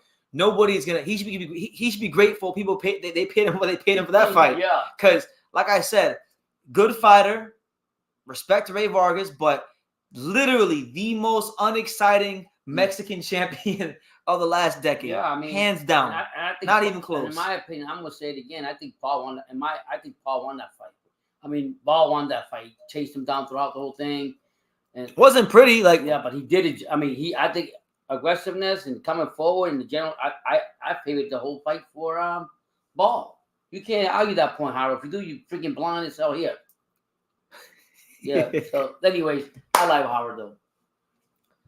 Not for sure. You know what else going on, boxing? Talk to us, man. It's your boy BT, the Untouchable, True School Sports Empire, live at night. Just to check the news real quickly, see what's going on. By the way, guys, actually no, I'll keep that to myself because it's not official yet. But let me see. What? Other than that, I mean, there's not a lot going on in boxing right now. I mean, the story of the day is PBC. It is this guy pulling out. So yeah. But let me see. Back to the comments. Tim says he is a throwback fighter, ready, and he's ready for anybody. Yep, that's true. I'll tell you this. I knew Tim Tszyu was a throwback fighter back in 2022 when I was in his presence. I was at this gym in Vegas called Left Hook, Right Hook Boxing Gym. It's in North Las Vegas. And he did his media work out there for the Terrell Boucher fight. And it was, it was really his first time getting proper American media exposure. And I've been on a lot of fighters these last almost 10 years covering boxing. So when I get around fighters, I can talk, I can be in their presence. And more often than not, I'm going to be right about whatever it is my gut is telling me about them. And the sense I got that day, and I remember me and Sean Zattel talking about it extensively throughout the day. The fight, the sense that me and him both got was that he was a true warrior of the sport, down to fight anybody, no nonsense, real throwback fighter, and I agree with him. Everything he said about that in the PBC documentary was correct, and I agree with him. He is all those things. If Crawford beats Tim and becomes unified champion, he's levels above Inoue. Would you agree with me? Well, it all depends. It depends on what Inoue does when he goes featherweight. If he fights Tim Tszyu and Inoue is going to featherweight around the same time, we'll see what Inoue does at featherweight. I don't think either one of them is levels above the other. I think they're both great. I think they both got an argument for pound. I know you hate Inoue because you hate people below featherweight. You hate the lower weight classes because it's the only part of boxing where action happens all the time. I thought he likes it because he's always telling you about he hates Ben Rodriguez. He hates Inoue. He hates Sonny Edwards. Who does he like in the lightweights? I mean, who do you like, Harold? He tries to talk shit about Roman Gonzalez all the time. I mean, it probably don't excite him. That's why. But that's what the most exciting fight. BT, what does Tim have to do to surpass his father? That's a great question. So, wow, what's his father come to survive? I would like to see Tim. Good question. Definitely become middleweight. I mean, he's champion now, so unify the division. If he can beat like a Terrence Crawford, I think if he beats Fundora to unify the titles, and then he gets if he beats Terrence Crawford, I mean, maybe this might be unpopular, but I feel like if he gets a Crawford win on his resume, which is going to be a very tough ask of how great Terrence Crawford is, but if he can do that, I think that win alone might be enough to put him above his father. Because as great as Tszyu was, I don't think he ever beat anybody as great as Terrence Crawford. I mean, he did beat Zab Judah, and I'm not gonna dump it. Like when he beat Zab was the undefeated. People thought that Zab was gonna be like surefire, future first ballot, Hall of Famer. Obviously, Zab was a chronic underachiever, but I think if he beats a Crawford, that would be enough. But if not that, definitely become unified champion at 54, become champion at 60. Become champion at 68, like become 3-division champion, 54, 60, 68. And I think Tim is good enough to do that. He says, I like Ioka and Scrappy Ramirez. Those guys have class. Scrappy will bring his personality to 115. He acts like these lightweights, and I'm all for it. You don't like Ioka. Let me tell you, Harold, you don't even like Ioka like that. Cut this shit, man. You don't like Kazuto Ioka. You hate Kosai Tanaka. You hate Kosai Tanaka, and Ioka knocked out Kosai Tanaka. And that's why you like Ioka. You don't like Ioka like that. But you do like Scrappy Ramirez, right? And I will give you that one. But by the way, Ioka is ducking Scrappy Ramirez, just so you know. Is he? Hell yeah.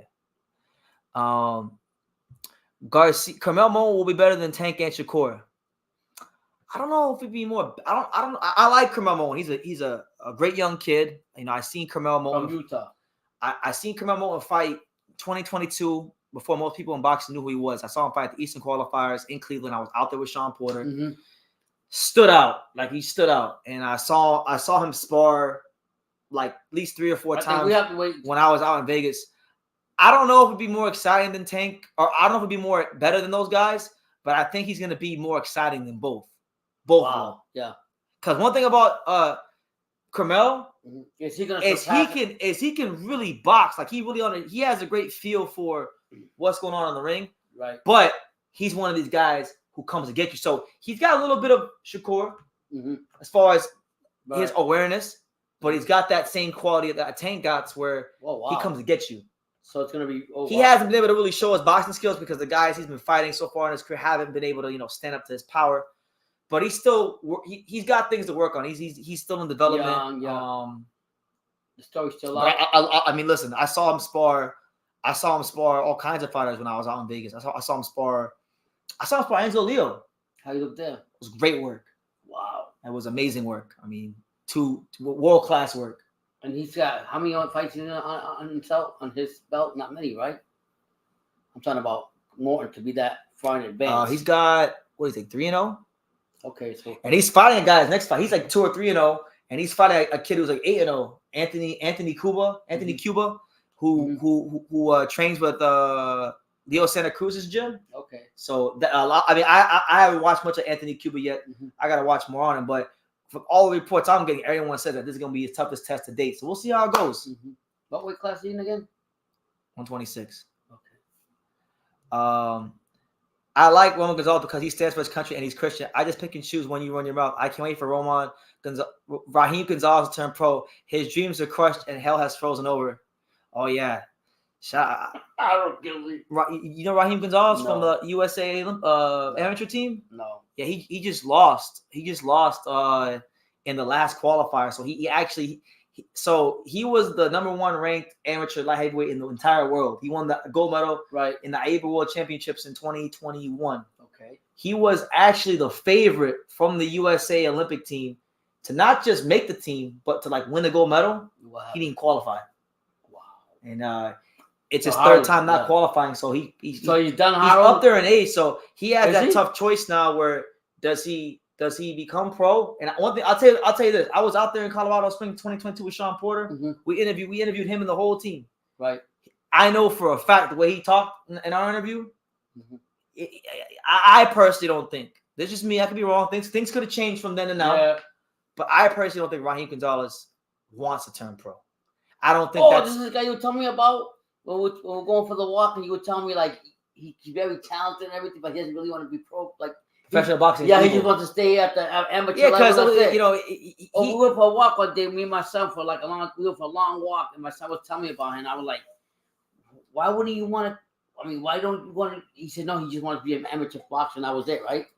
Like I don't understand his dream was never to win a world title. His dream was to win a gold medal, because you got to understand. When you ask people what the favorite fight is, they're going to tell you some sort of fight in the pros. Mm-hmm. His favorite fight is not a fair; it's amateur fight. His favorite fight of all time is Amir Khan versus Mario Kindelon, which was the fight for the gold medal. Okay. In the 2004 Olympics, right? I think 2004. Kindelon was a Cuban. Khan was only. So he basically saying he liked the amateurs more than just. He wanted to have that feeling of being on the podium with the gold medal around his neck. With the U.S. national anthem. That was it. And that's what he wanted out of boxing. Oh wow! And unfortunately, he's not gonna get it. He can still. I feel like if he would have really set his heart to turn in pro, but sometimes what happens, he's got the talent and the skills to do it. Yeah, exactly. But sometimes what happens is you go ahead and you come out and say what you really feel about something, and somehow the story gets turned around, so you don't get what you want to get, so you get motivated to go to the next step, maybe. I pray for him. Yeah, pray for Raheem Gonzalez. The following star says, who is your favorite young fighter from Japan today, BT? Oh, that's an easy answer for me. Ready? And this may not be a name that you guys have been like fed to by the media and the hardcore boxing community, because this guy really hasn't been on TV too much. You got to really, really be a boxing degenerate like me to even know who this is. But my favorite young fighter in Japanese boxing today is Kento Hatanaka.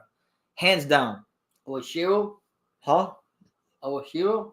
Kenshiro was not young. Kenshiro was like in his 30s. Okay? That looked young to me. I know. That's all that walking in green tea. Yeah. But my favorite young fighter in Japanese boxing is Kento Hatanaka. He's a top 15 contender at I think flyweight. Mm-hmm. He's the son of the former WBC champion Kiyoshi Hatanaka. A huge fan of his. I first saw him fight in 2019. On the undercard, I think it was of Kosai Tanaka versus, I'm going to say, Jonathan Gonzalez. And blew me away. I mean, deadly straight right hand, good jab. And he's only getting better fight by fight. So I think I like him a lot. And if not him, Homura Fujita, the 140-pound Japanese champion, who I think is going to be a very big factor at 140 within the next year or two. So those are probably the two fighters I would say, as far as young Japanese fighters that are really and truthfully like doing it for me when they fight, you know? We got a super chat again from my man D4R. He says, smash the damn like button, you cocksuckers, in the Tony Soprano voice. Yeah. Thank you so much, man. You make me laugh. Yeah. But not to go to bed, I have to get up early for the funeral. All right, so Pops has to go to bed. Yeah, right? have a good night. For the what? I went to the funeral today. Another thing? Okay. No, they got to bury the... All right. So, guys, anyway, Pop has to go to bed. Have a good night. Take care. God bless. Keep supporting the channel. And definitely go check out the Philip Hergovich video. Interview, yep. All right, so they have it. Yeah. Pops gave you... He was tired. He had a long day today, but he still came in here, gave you guys a solid 64 minutes. So, shout out to Pops. I'm gonna stay on live for like 10 more minutes, and then I'll probably end the live as well soon because, I had a long day myself, but I'm happy to be here. Good to see you guys. Hope your day was well. Make sure you guys are grateful for what you have in life because, never know. As God gives you things, he takes it away. So definitely got to be grateful at all times. But shout out to my guy, the big payback. Alex Fitzmaurice, he says, make Charles Conwell versus Soy Bochk for the WBC title. Conwell has been a number one for like a year and a half, and the fact that they didn't have a fight for him, the title was a slap in the face. And you're not wrong. You're not wrong, Alex. But what I can tell you, Alex, about Conwell from things I know about Conwell is a lot of the reasons why he's not getting that shot is because he had some management issues with split team management. And he just signed a Golden Boy promotion. So I think now his career is going to start moving in a better direction. And I think while he's not going to get the shot, I think he will get a Virgil Ortiz fight. So he'll get a big fight out of it. So we'll see how it goes for him. We got my main man, Daniel Rubin. Let's go, BT. What do you think about Sebastian Fundora as a replacement? I think it's an exciting fight. I think Tszyu is going to beat the brakes off of him, but it's going to be a fun fight for the fans. And, you could have obviously did a lot worse. Hey, Daniel, I heard recently that you did an interview on the Boxing Voice. Someone in the chat was telling me the other day. Is that true? Because if that is true, I got to get you on the channel one of these days so you can give people the insight into what goes on at Pro Box TV, Good fighters and great fights. We don't promote boxers. We promote boxing. The Falling Star says, can you tell the difference between the eye test and actually boxing IQ in a fight and fighters BT? What tips can you give if you do know the difference? Yeah, I can definitely tell a difference. I feel like, one thing I look for when it comes to evaluating a fighter's IQ is one way you always evaluate a fighter's IQ in a fight. So when you watch a fight, the first 4 rounds, don't even just chalk that up to like whoever is the more athletic and faster fighter will always have an advantage in the first 4 rounds, okay? What you got to do is you got to look at how a fighter performs in rounds 5 to 9, because rounds 5 to 9, those are going to be rounds where a fighter's boxing IQ and skills will have to show more because anyone could look good the first 4 rounds. So when a fighter gets hit with big shots, what you want to look for to evaluate a fighter's IQ is how quickly can they make the adjustment. If they can't make the adjustment quickly and swiftly, then their IQ isn't quite up to par. That's why the guys like Mayweather, Crawford, Roman Gonzalez, these guys are great because these guys can adjust. Any great fighter, any high IQ fighter in the history of boxing, the one quality they always have is a big IQ. As far as the eye test is just simply if a guy is fighting inferior competition for a long period of time, but he's looking sensational. So you got to know, got to understand styles. You got to understand what you're looking at. The eye test and IQ are not two things. I think a mistake people make a lot of times with fighters is they kind of lump both of them together, and they're not. So hope that answered your question. Daniel said, let's go. For sure. So I'll hit you up real soon, man. I'll hit you up real soon, Daniel. And we'll get you on the channel. Maybe get the Pro Box special. Get Chris Glover, get the whole company on True School Sports. BT, is amateur boxing the most corrupt? Raheem Clee doesn't know. He can't be making money like the pros. Amateur boxing is just as corrupt, if not more corrupt, than the pros, because of the fact that you have national pride involved and people wanting to maintain cultural and national superiority over each other. That's why there's going to be corruption, So that's why I feel like a lot of times American fighters do get screwed in the Olympics, going all the way back to the 80s, and even before that. So if he didn't know then, he definitely knows now. D4 says, should you take Munguia at plus 475? I mean, those are pretty good odds. Canelo Alvarez has been fighting in spurts a lot. He's been fighting in spurts a lot, and I feel like he's fallen in love with his power, and now he's fighting a guy who's younger and fresher than Munguia. So look, I want Canelo to win the fight. Like I'm not gonna lie to you, I am a Munguia hater, but those aren't bad odds. I take it. Canelo's minus 700. Damn. So what? You gotta bet 700 to make 100. I mean that's on you, champ. I don't want to become Mr. Betting Advice, but I mean it's not the worst bet in the world to take. Shout out to Eric Bell. See, I learn something new every day. He's your stepdad. Makes sense. Shakur isn't going to lose, but Zepeda versus Stevenson is going to be like Mayweather Castillo or Full and Figueroa type fight. The aggressive fight on Zepeda isn't going to back up from Stevenson. Well, I think, honestly, I'm not going to eat it. You want it? It's chop. Nah, I'm good. I would like to see, I think Shakur is, I mean, I broke it down a couple of times already, Alex, like on the last live and the night of the Zepeda fight, but like, I think Shakur isn't going to be on his back foot as much as people think. He only gets on his back foot when guys have real legitimate one-punch power and can cut your lights off. So guys like De Los Santos, guys like Nakatilia, they fall under that umbrella. Zepeda is an accumulation puncher. He's a volume puncher.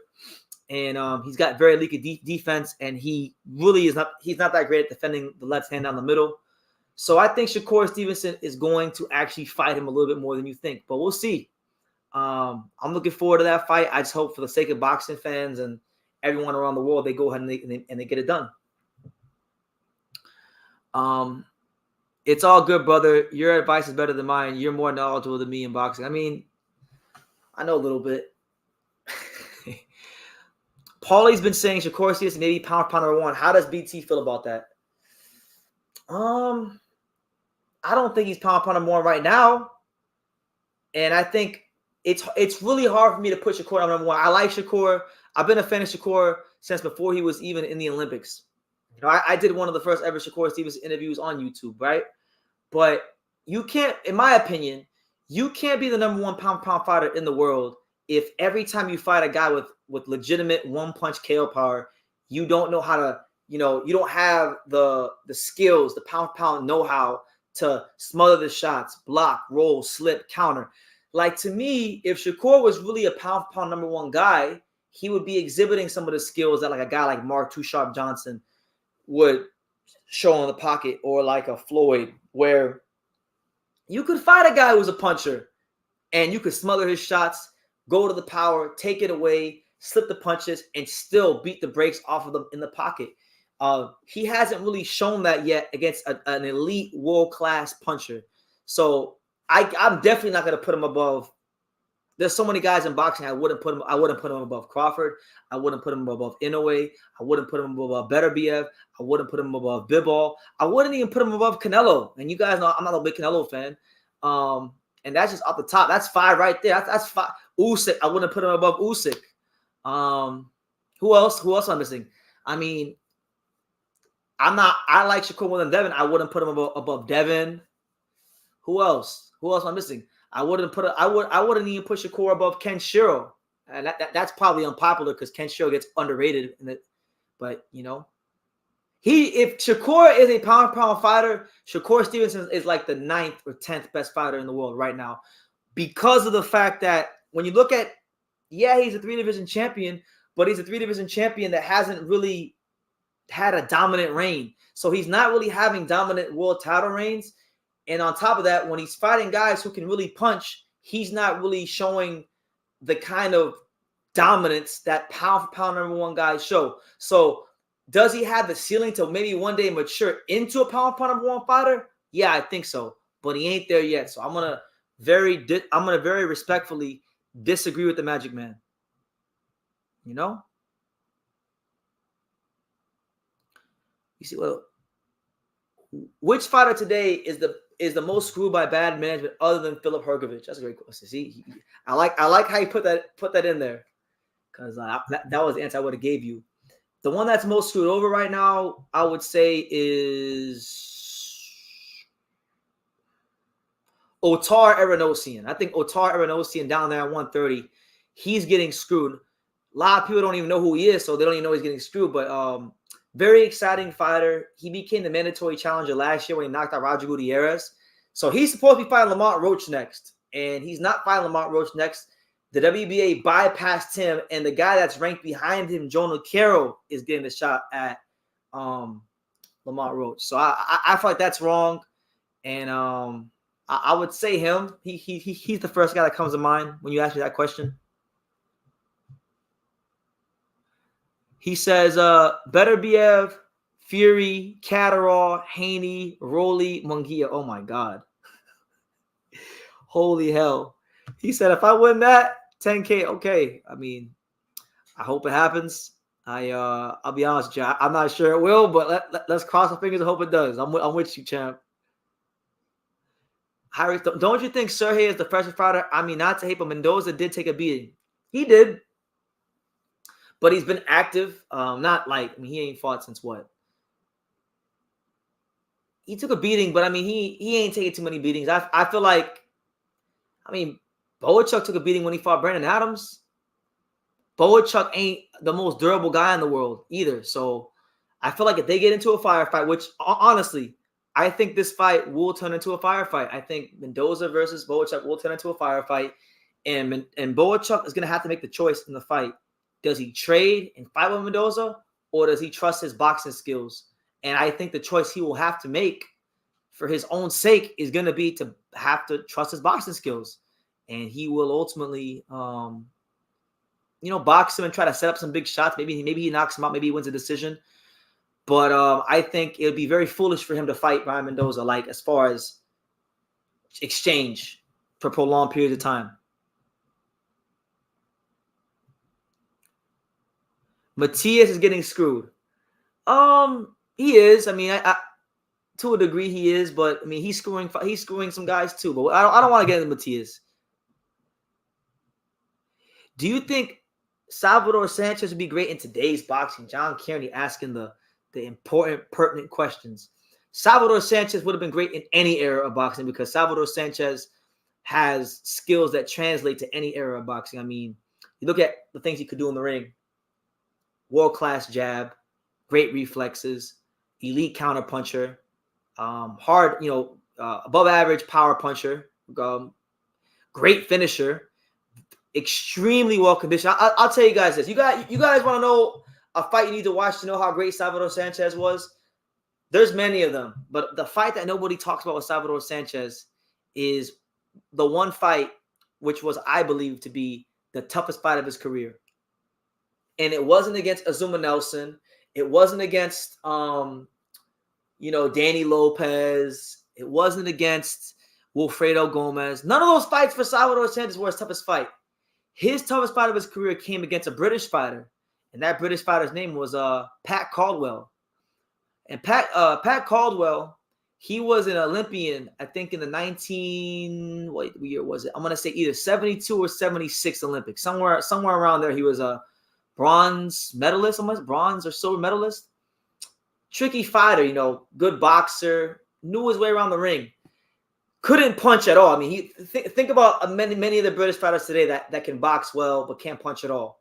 But his boxing skills were truly like top notch. Like he could feint. He had a good jab. He knew his range. He was tricky to hit. Had that tricky European rhythm, and he was tough. Like he wasn't soft. He could get in there and hold his own and mix it up with you. So that was a fight where Salvador was actually losing some rounds, and this guy was really giving him the fight of his life. It wasn't a fight. It was a fight that Salvador was a heavy favorite in.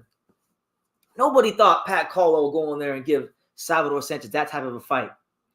And guess what? They went all the way to the 15th round.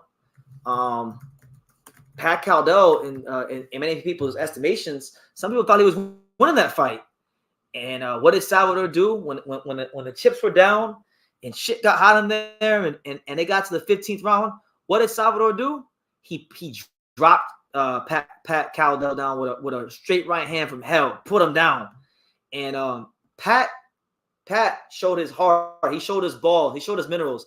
He got up off the canvas. He finished the fight on his feet. But the fact that Salvador Sanchez had that kind of punching power going into the 15th round, that right there answers the question. He would have been great in any era. He's an all-time great.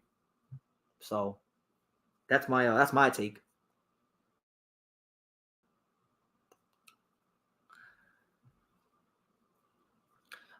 Is Inoue's best performance against Stephen Fulton? It's one of them. I would say Stephen Fulton. I mean, he's pretty consistent. Like, Inoue doesn't have too many down performances, but I would say Stephen Fulton was damn near a perfect performance. Like, he really didn't miss. He really didn't, like, make too many mistakes, if any, in that fight. He was perfect. Damn near. Sanchez was one of the top fighters of the 80s. He's one of the top fighters of all time. Charlo pulled out of the Tszyu fight. Now Thurman. PBC, no.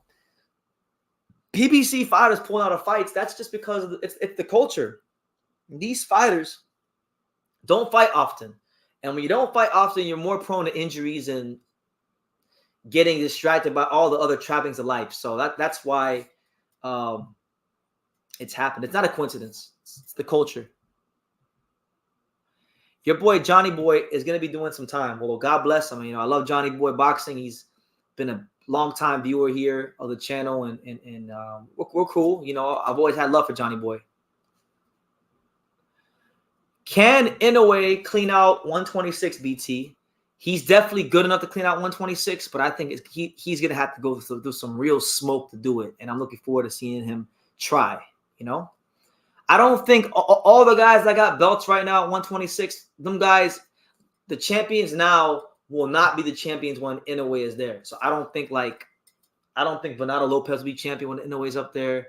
Raymond Ford will not be there. It's going to be a whole different landscape by the time Inoue enters the picture. Did Lubin earn the decision against Jesus Ramos? Hell no. He lost. He got a gift. I thought Ramos beat him pretty convincingly. Eric said, how do you think Pernell Whitaker would do in this era with the Shakurs, Haney's, Tanks, and Crawfords? I think Pernell Whitaker would have absolutely mopped the floor with Shakur, Haney, and Tank. Because of the fact that people always talk about Pernell Whitaker. And I really hate these young fighters when they say they fight like Pernell Whitaker, because no, they don't. Pernell Whitaker wasn't just some pretty, slick, you know, defensive wizard. Pernell Whitaker was mean. He was a guy that if the fight required him to go out there and go get you, he could go out there and go get you, be the aggressor. Perfect example, and I use this example all the time. Pernell Whitaker,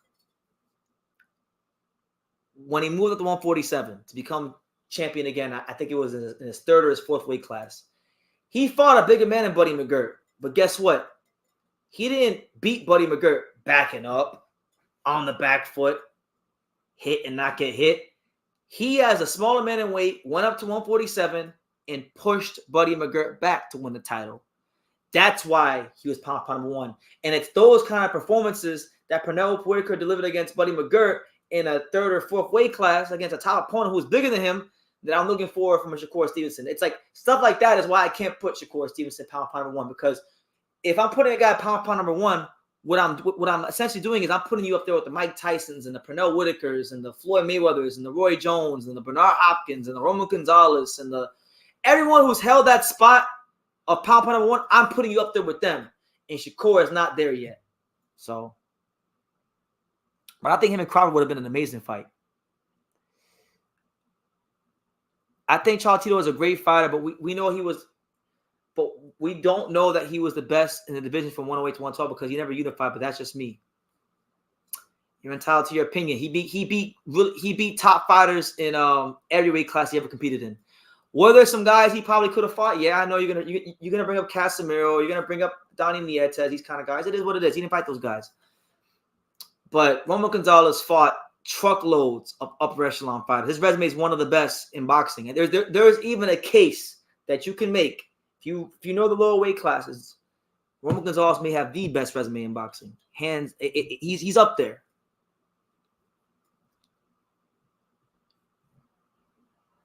Yeah, Ramos beat Lubin. Lubin didn't win that fight. You know? Yeah, out of all those guys, I think Bud probably would have been I think Bud would have been probably the toughest out that like whole bunch you named. That would have been the guy, you know. I just checked the other channels. You got the most views right now, brother. Keep this shit jumping. Okay, appreciate it, man. Yeah, I'm listen. It's just another day in the office for me. 90 days of boxing, day 59. Tomorrow is the official 60 days. So tomorrow we're officially 2/3 of the way for this, and we might. I'm not sure yet. I don't want to get nobody's hopes up. I don't want to say who it is. There might be a live interview tomorrow here on the channel, but I don't want to say who it is because I haven't talked to him fully about it yet. But he did say he wanted to do it. So if I nail down the time and get a confirmation from him, you guys will hear about it before the live tomorrow. Yeah, and it's a very relevant fighter to this live, you know. And I'll leave it at that, you know. I've been telling you, Jesus Ramos was special, and at his age, he is truly levels above Xander. I don't want to say like Jesus is good. I like Mono Ramos. He's a good fighter. I don't want to say he's special. People like to use that word special too much. It gets thrown around way too much. There's not many fighters in boxing that I really truly think are special. When you say special, you talk about guys like Pernell Whitaker, Salvador Sanchez, Alexis Arguello. Those guys are special. So if I compare said fighter who is not on the level of those guys, then he's not special. He's just very good for the time. And there's a difference.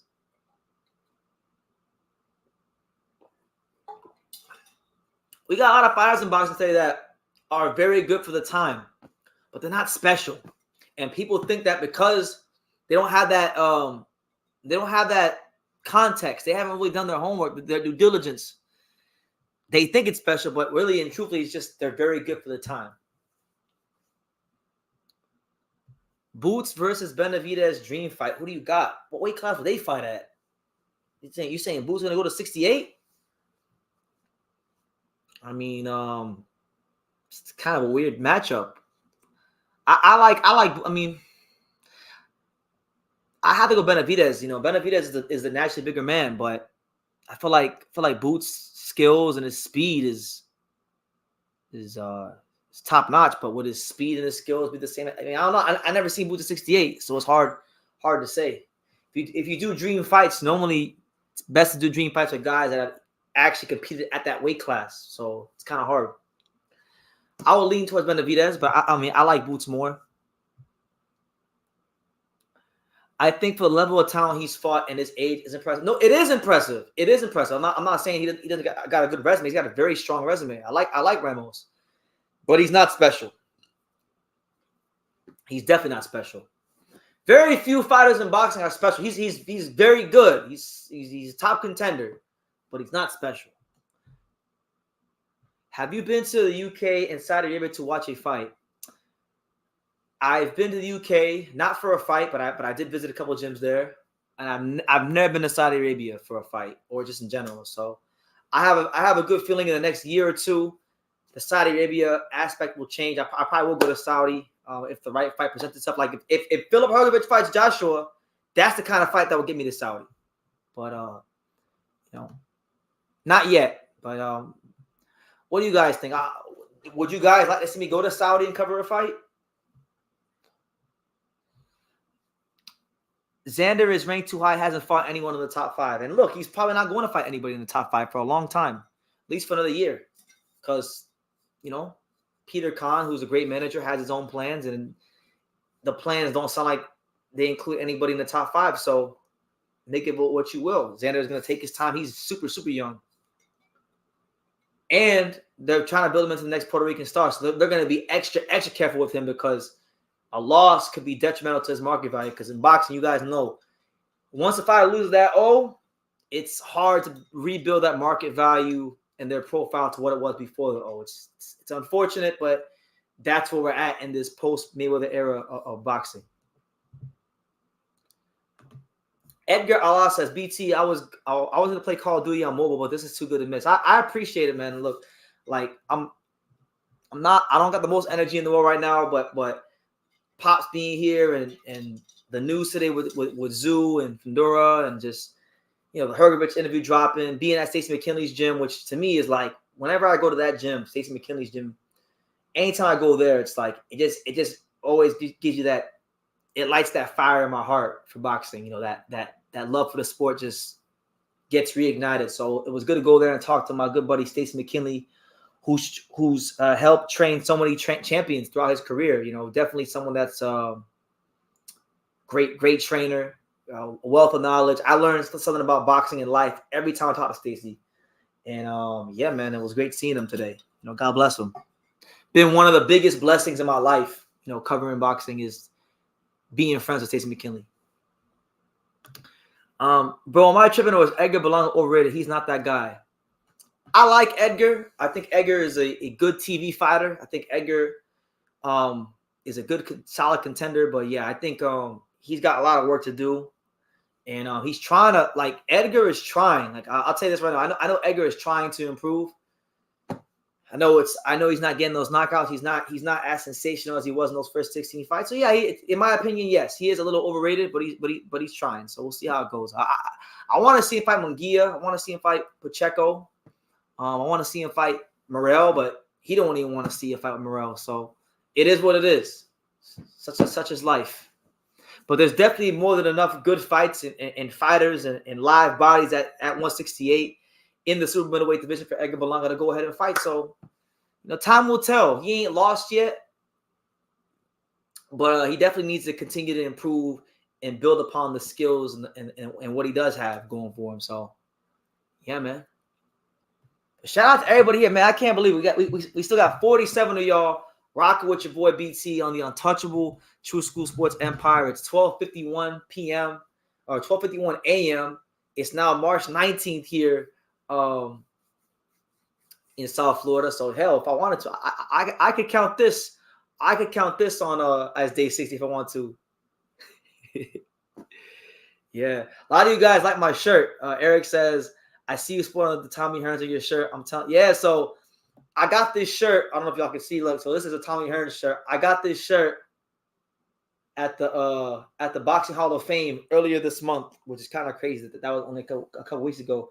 I went to the Boxing Hall of Fame earlier this month in Canastota, New York, while I was covering the Raymond Ford Otabek Komotov fight. Such an unforgettable experience. And they had this shirt in the gift shop. It was like $20 or $30. I think it was like 30. I think it was $31. I had to buy it. It was too good. I love Tommy Hearns. Have you ever had to use boxing in a street fight? Yeah, once or twice.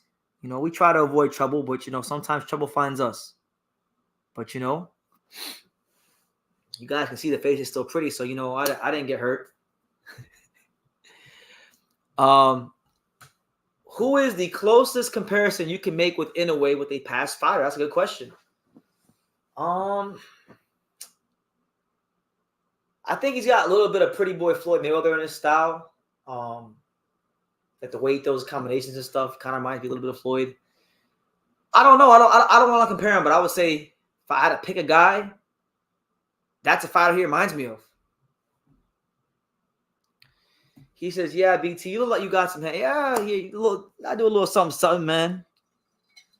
Stay in shape. You can't talk boxing and know what I know. You don't just learn what I know about boxing by just talking about it. So, I don't sit here and say what I can or can't do. I just mind my business. I drink my water, talk to you guys. I try to learn the sport as much as possible. That's it, man. Just got a lot of things going on, like positive things going on with boxing, like covering the sport, doing these interviews, talking to you guys, 90 days of boxing, potentially, if it's part of if it's the Lord's will, because it's damn sure ain't mine, but if it's the Lord's will, maybe managing a fighter, if that's part of what God wants me to do, I'm gonna do it. So that's gonna be something crazy. Like I was just talking to Stacey McKinley about that at the gym today, is the potential of managing a fighter, because boxing business is cutthroat. I know to the degree of how cutthroat the boxing business is. I'm telling y'all, it's not anything that I ever envisioned that I would get myself involved with in any way, shape, or form. And that's where I'm at. Like, yeah. You can't leave us hanging. You got too many viewers right now. That's why I'm still talking, you know. That's why I'm still here. Normally, I would have been ended it. It's almost 1 a.m, but we'll keep it going. What does 90 days of boxing mean? So, Hawker Mustang. So, in the middle of the year, in the middle of January, I remember I was sitting here one night in my room, and I was like, man, you know, I need to do better in life. Like, I need to challenge myself. And I got this idea. I don't know where it came from, but it just popped into my head. Why don't you go live every day for 90 days? So I said, you know what? That sounds like a challenge. So I think it was January 19th. On January 19th, I said, I'm going to go live every single day for 90 days. And I think today's day 59. It was either January 19th or January 20th. I can't remember the exact day, but it was somewhere around there. So every day since that day, I have went live. I have not missed one day. It didn't matter if I was happy, sad, depressed, elated, tired, full of energy. It didn't matter if boxing was slow, fast. Every day since that day, I've gone live. And I feel like I've challenged myself, and it's actually changing me as a person, as crazy as it sounds. Pretty Boy versus Money Mayweather, who would win? The fans. I mean, there were different weight classes. How do you? I like Pretty Boy. I think Pretty Boy would have had an answer. He would have the remedy. Do you think anyone could have beat Mayweather Jr. in this era? Yeah, I think this guy right here would have had a great chance to do something with Floyd. You used to be gassed on Joe Cordina, but ever since Conor Ben got busted, Cordina's power doesn't show, and he's had tough fights recently. I still like Joe Cordina. Joe Cordina is a fantastic fighter, but Joe Cordina, once O'Shaquie Foster came into the picture, he started acting like a diva, and I don't like that. I don't like when fighters act like divas. You know, especially if the fighter is not even in a position to act like a diva. You know, Canelo, okay, I don't agree with what he does, but he's Canelo. He sells tickets. He puts a lot of asses in a lot of seats, and he makes a lot of money. Cordina is not that. There's a reason why Cordina had to go box in a little small hall show in Monte Carlo. Now, look, he's winning in life. He gets to go to Monte Carlo and enjoy himself, and he got paid a good purse to fight Edward Vasquez in Monte Carlo. So you can do a lot worse than box and defend your title in Monte Carlo, but he didn't really have it in his heart to unify the division. Who is the best trainer in boxing today and the best trainer in history, BTS? I see you asking tough questions, man. I don't want to just say one trainer. I think there's a lot of great trainers in boxing, but I'll tell you two trainers that I'm a big fan of in boxing right now. All right, two guys that I got like profound amounts of respect for. So the first trainer would be Miguel Leo, which is Angelo's dad. Nobody knows how great of a trainer he is, and he's not in the camera, but he is one of the smartest people I've ever seen, ever talked to, whether it be a fighter, manager, trainer, promoter, any part of boxing. Miguel Leo, one of the smartest people I've ever talked to about boxing. So him and Shingo Inoue, Inoue's dad, produced 2 world champions from the ground up, Naoya and Takuma, 2 different fighters, 2 different skill sets. So I like him. I like who else is there? A lot of great trainers. Now, there's so many people that do a great job in this sport. Robert Garcia is a great trainer. You got Stacey McKinley, who I just talked to, great trainer. You got just so many guys that have contributed so much to the sport. So as far as in history, I'll go with my guy Eddie Futch. Eddie Futch is a solid one. Papa Smurf, as Riddick Bowe calls him. We'll go Eddie Futch. Dan Birmingham, that's right. Dan Birmingham. We'll go with Dan. Oh man. Roger Mayweather, great trainer. Great trainer. I had a chance. I met Roger Mayweather one time. I was 22 years old.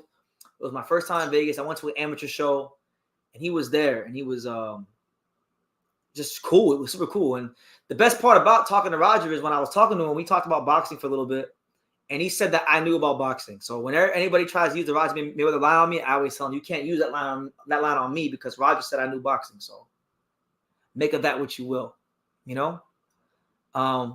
Yeah, Lomachenko, Anatoly Lomachenko, great trainer. Ben Davison, great trainer. Peter Fury, great trainer. You know, people may not like him, but Teofimo Sr., you know, the trainer of the year. BT, can we please get a Jose Ramirez bashing video? People are forgetting about him. You think he'll fight twice this year? He has one fight a year since 2020. Jose Ramirez. I mean, I know that I've went off of Jose Ramirez many times on this channel throughout the years. The truth about it is, Jose Ramirez hasn't been relevant enough recently to bash. We know that he's ducked nothing but top competition in the last couple of years. He ducked Regis Prograis. He ducked the Zepeda rematch. You know, it is what it is. Respect him. You know, obviously former champion. You know, been in some great fights, but beating some good fighters too. But give him some time. If you know, I know he's signed with Golden Boy. We'll see how he moves with Golden Boy, and then we'll take it from there. You know, but I don't got anything to say negative about Jose Ramirez at this moment in time. But give it some time. You know.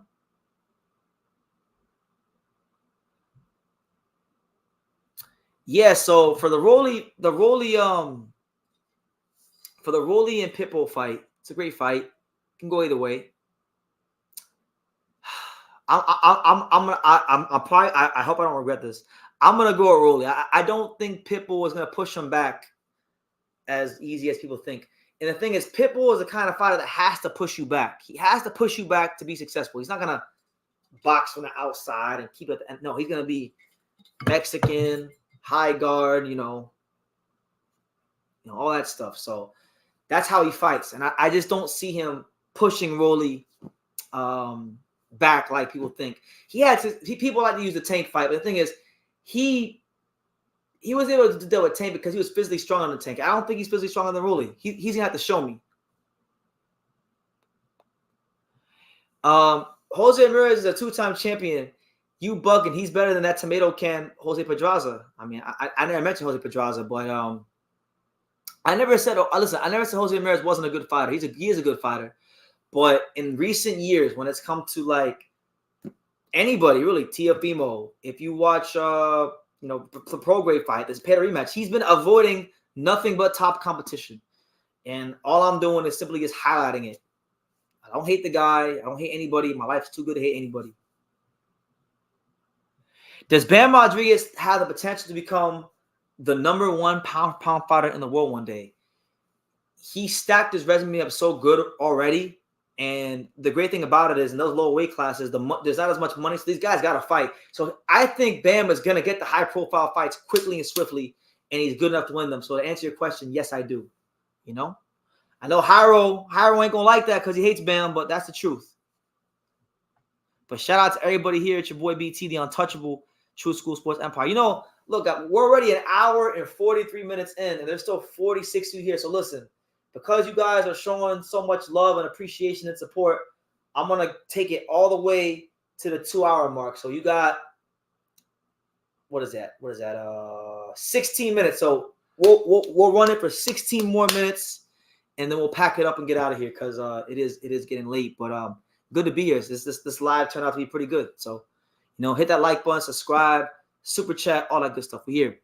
Hawker Mustang wants to know, does Mike Garcia get into the Boxing Hall of Fame? Now, look, Mike Garcia, I've said it many times. I'll say it again. Mike Garcia is the James Harden of boxing.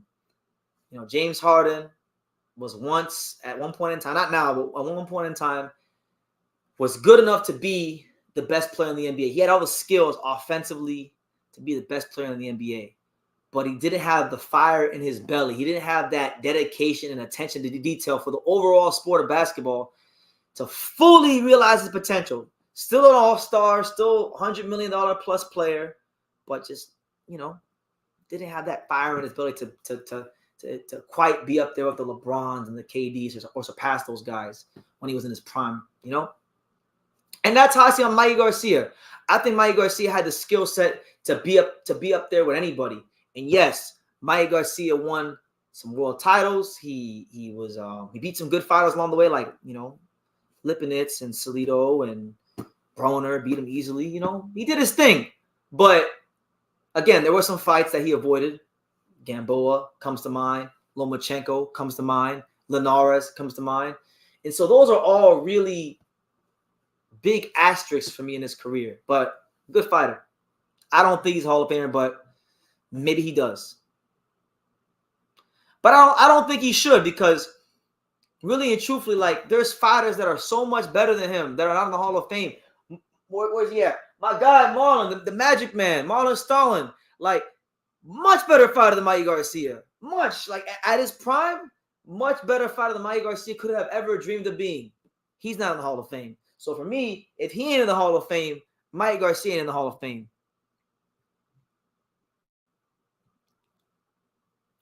Mikey is greater than Arturo Gatti. I don't know about that one. People like to down Arturo Gatti. They like to talk shit about Arturo Gatti. Why?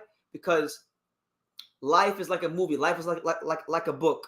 The beginning can be good, the middle can be good, but oftentimes all people remember about you is the ending. And the ending of his career was him getting beat the hell up by Floyd. So all people remember for the most part is Arturo Gatti versus Floyd and Arturo Gatti versus Mickey Ward.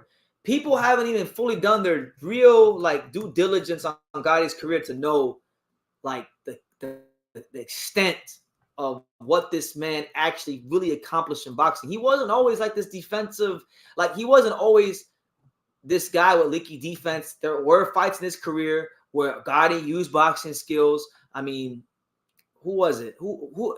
There was a fight I was watching recently. I'm gonna say it's like a year ago. Yeah, man. I'm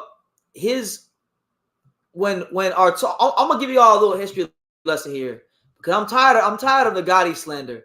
Everyone likes to talk shit about Arturo Gatti, but when he won his first world title at 100. So I'm not talking about Gatti at 47 or 40 or any of those weight classes that he fought at towards the end. I'm talking about Gatti at 130, right?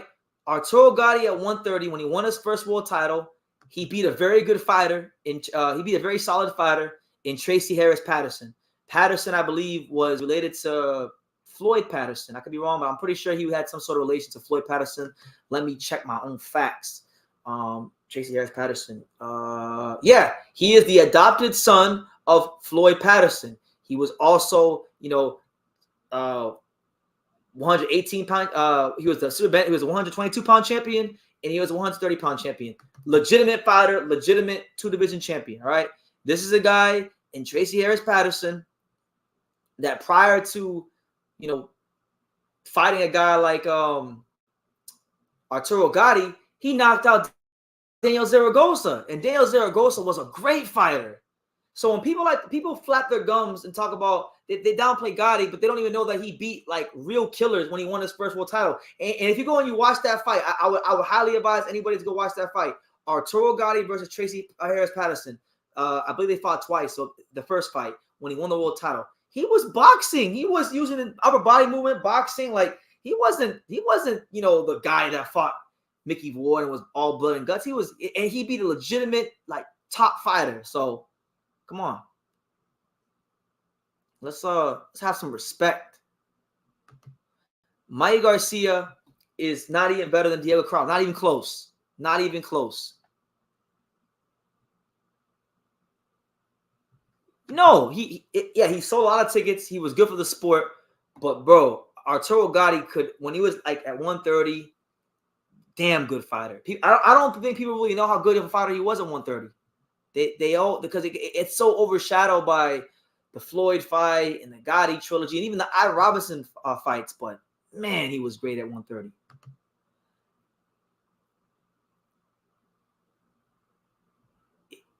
Well, it might be a passing the torch. Guile has the balls into it online. Yeah, no, Guile versus Bam is a great fight.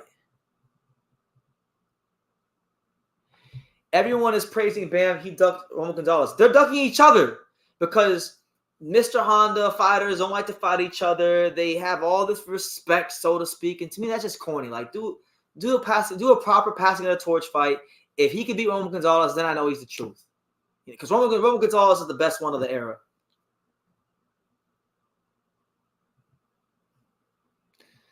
Bam's got it made. Bam is young. He's fresh. He's in his prime, and he's getting all of the opportunities against all the names of around his weight. So he's in a perfect scenario.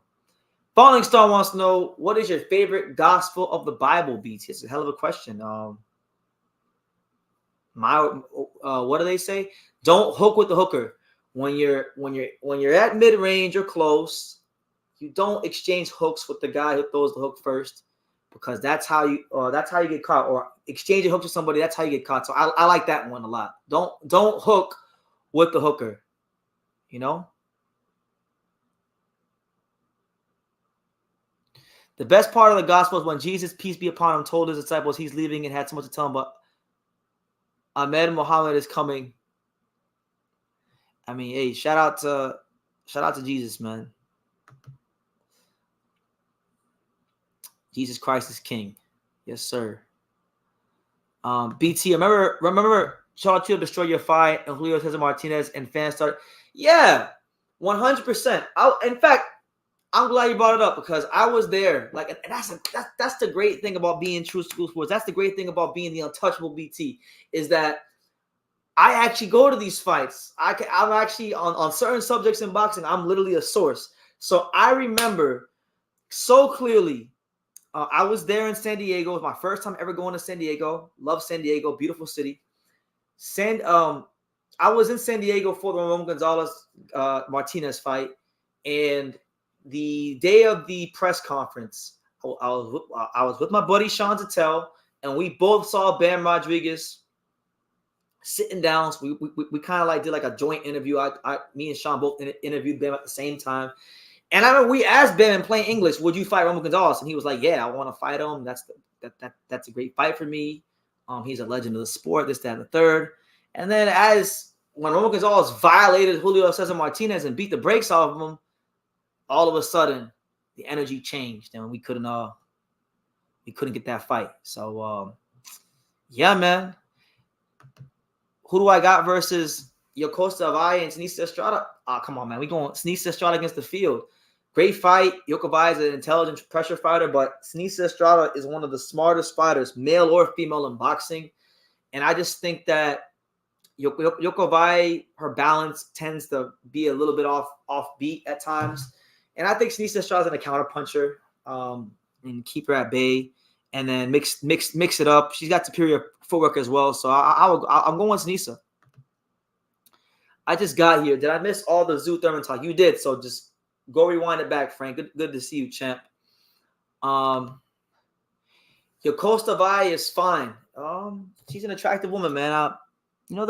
Her, all of her sisters are very lovely. Personally, the middle sister, the sister that nobody talks about. They talk about Yocosta Vai, who boxes. They talk about her younger sister, Noemi Vai, who boxes. But the best one is the middle sister that doesn't box. Len Valle. That's the one right there. Shout out to Len Valle. Larry Lopez says San Diego is the most beautiful city in California. Listen, I'm from South Florida, Miami area, Fort Lauderdale. It's amazing here. I think it's one of the most beautiful places in the world. I'm telling you right now, San Diego might be the most beautiful city in America. I mean, that's the one city I recommend everyone go visit. I love San Diego. I can't wait to go back. Boxing needs to put more fights out in San Diego. I know Canelo Alvarez trained in San Diego. Why don't he fight there? Can we set up Eric Lanzis versus Aaron Aponte? I would love that fight for Eric.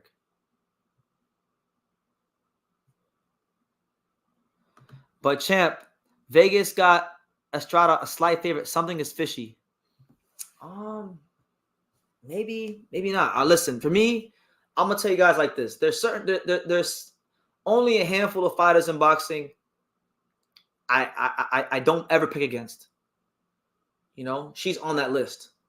Ever since I found out who Sneesa Estrada was years ago, like in 2016, and I've been a fan of Sneesa Estrada since 2016. I've always picked Sneesa against the field. I'm sticking to Sneesa Estrada against the field. You know? San Diego is lit. America's finest city. Yeah, it's amazing. It's an amazing city. I'm biased. You know, I love like South Florida, like, you know, Miami, Fort Lauderdale, Boca Raton, Dania Beach. You know, I think it's amazing. But if I had to concede South Florida to one city in America, San Diego or Chicago in the summer. If you guys have never experienced Chicago in the summer, go experience it. It's beautiful. It's life-changing. He lives here, Rancho Santa Fe. That's what I'm saying. Well, he lives there, so why don't he fight there? It's a beautiful city. It's very close to the border. There's a lot of Mexicans there. I mean, it actually makes no sense to me why Sneesa or why Canelo Alvarez doesn't fight in San Diego. It feels like a match made in heaven. He should have been fighting there his whole career. It's beautiful. There's a lot of Mexicans there. He will get a lot of support there. It's the best. Miami is too expensive. San Diego is way more expensive than Miami. There's higher taxes. There's way higher taxes in California, state taxes. We don't have state taxes in Florida. Rent is lower here than San Diego. But I'll tell you, man, beautiful. Champ, did Top Rank win the purse bid for what? For what fight? For Valle and Sneesa? Yes, because the fight's on ESPN, so yes. Do you think Clarissa Shields has anything else left to prove in female boxing? Absolutely not. She's a certified first ballot Hall of Famer, and that's why she's out here making rap songs, because she conquered women's boxing. Shout out to Clarissa Shields. She's truly a great fighter. People don't. I know some people don't like her, but Clarissa Shields has made her mark in this sport. 2-time gold medalist. What is it? 3-time undisputed champion. And a world champion more times than we could count. You know, I know you can say it's women's boxing and the competition isn't as great, but I mean, look at her resume. She beat Franchon Cruz DAZN her first fight. Franchon Cruz DAZN went on to become a legitimate champion, and Clarissa beat her in her pro debut. So that just off that alone, that shows you Clarissa Shields and who she is and her value and what she's brought to the sport in that boxing ring. You don't gotta like women's boxing. You don't gotta be no women's boxing lover, but you gotta appreciate somebody who actually performs consistently every time they fight. You know, Savannah Marshall was the girl to beat her. She beat Savannah Marshall easy. You know, she got dropped against who was it? Hannah Gabriels. Beat her pretty soundly. Hyro says Clarissa can get it, man. She's fine to me. She is. Hey, I mean, shout out to Clarissa Shields. You know, I'm not here to judge the women, man. God bless Clarissa Shields. I haven't seen her in a while. I mean, I know me and Clarissa used to be pretty cool back in the day. Like back in like 2016, 2017, we used to be pretty cool. I used to interview her a lot. I don't see her around as much, but you know, shout out to her. Every time I do see her, it's always love. She's always shown me respect because she, you know. Valdez versus Liam also on that card. What are you thinking? Great fight, you know. Oscar Valdez has transformed himself over the years into a counterpuncher. He's taking on a guy that is a very live dog in Liam Wilson. I think it's a very good fight. I gotta watch more film. I like Liam Wilson in the fight. I feel like it just as long as Liam Wilson, as long as the Liam Wilson that shows up in the Navarrete fight shows up, he should beat Valdez. I think Valdez is good, but he's been in a lot of wars. But who knows, man? Sometimes you put a guy like Valdez in a fight like this where they know it's their last opportunity and their back's against the wall and they're desperate. Sometimes that creates a diamond. So we'll see how it goes, man. It's a good fight. Looking forward to being there. It's going to be my first time in Arizona. I've never been to Arizona, but I've met so many great people in my life from Arizona. I've dated women from Arizona. So I've got an affinity for Arizona without going to Arizona. So I'm looking forward to finally going to Arizona, you know, for a fight and just in general. So yeah, look, guys, on that note, we're about to hit the 2 hour mark. So I'm gonna wrap it up. I'm running out of gas, but I appreciate everybody that appreciate everyone that's tuned into the live. I appreciate everyone that's, you know, my boy that super chatted, my boy D4 that super chatted. And yeah, before I end the live, you know, we'll be live again tomorrow for day number 60. Please, guys, please, if you haven't done so already, go when this live is done. If you haven't done so already, go check out that Filip Hrgović interview. It was a great interview. He had a lot to say. Check out all the content on the channel that you haven't seen already, and stay tuned for more great stuff. I'm actually, when this live is done, I'm gonna go work on locking this interview down for tomorrow's live, and when it gets done, when I get it locked down, you guys should get a notification on who it is, because I'll schedule it in advance. But you guys take care. God bless. And like I say in every single one of these videos, you can love me or you can hate me, but I'm just a kid from Dania. So until next time, take care, guys.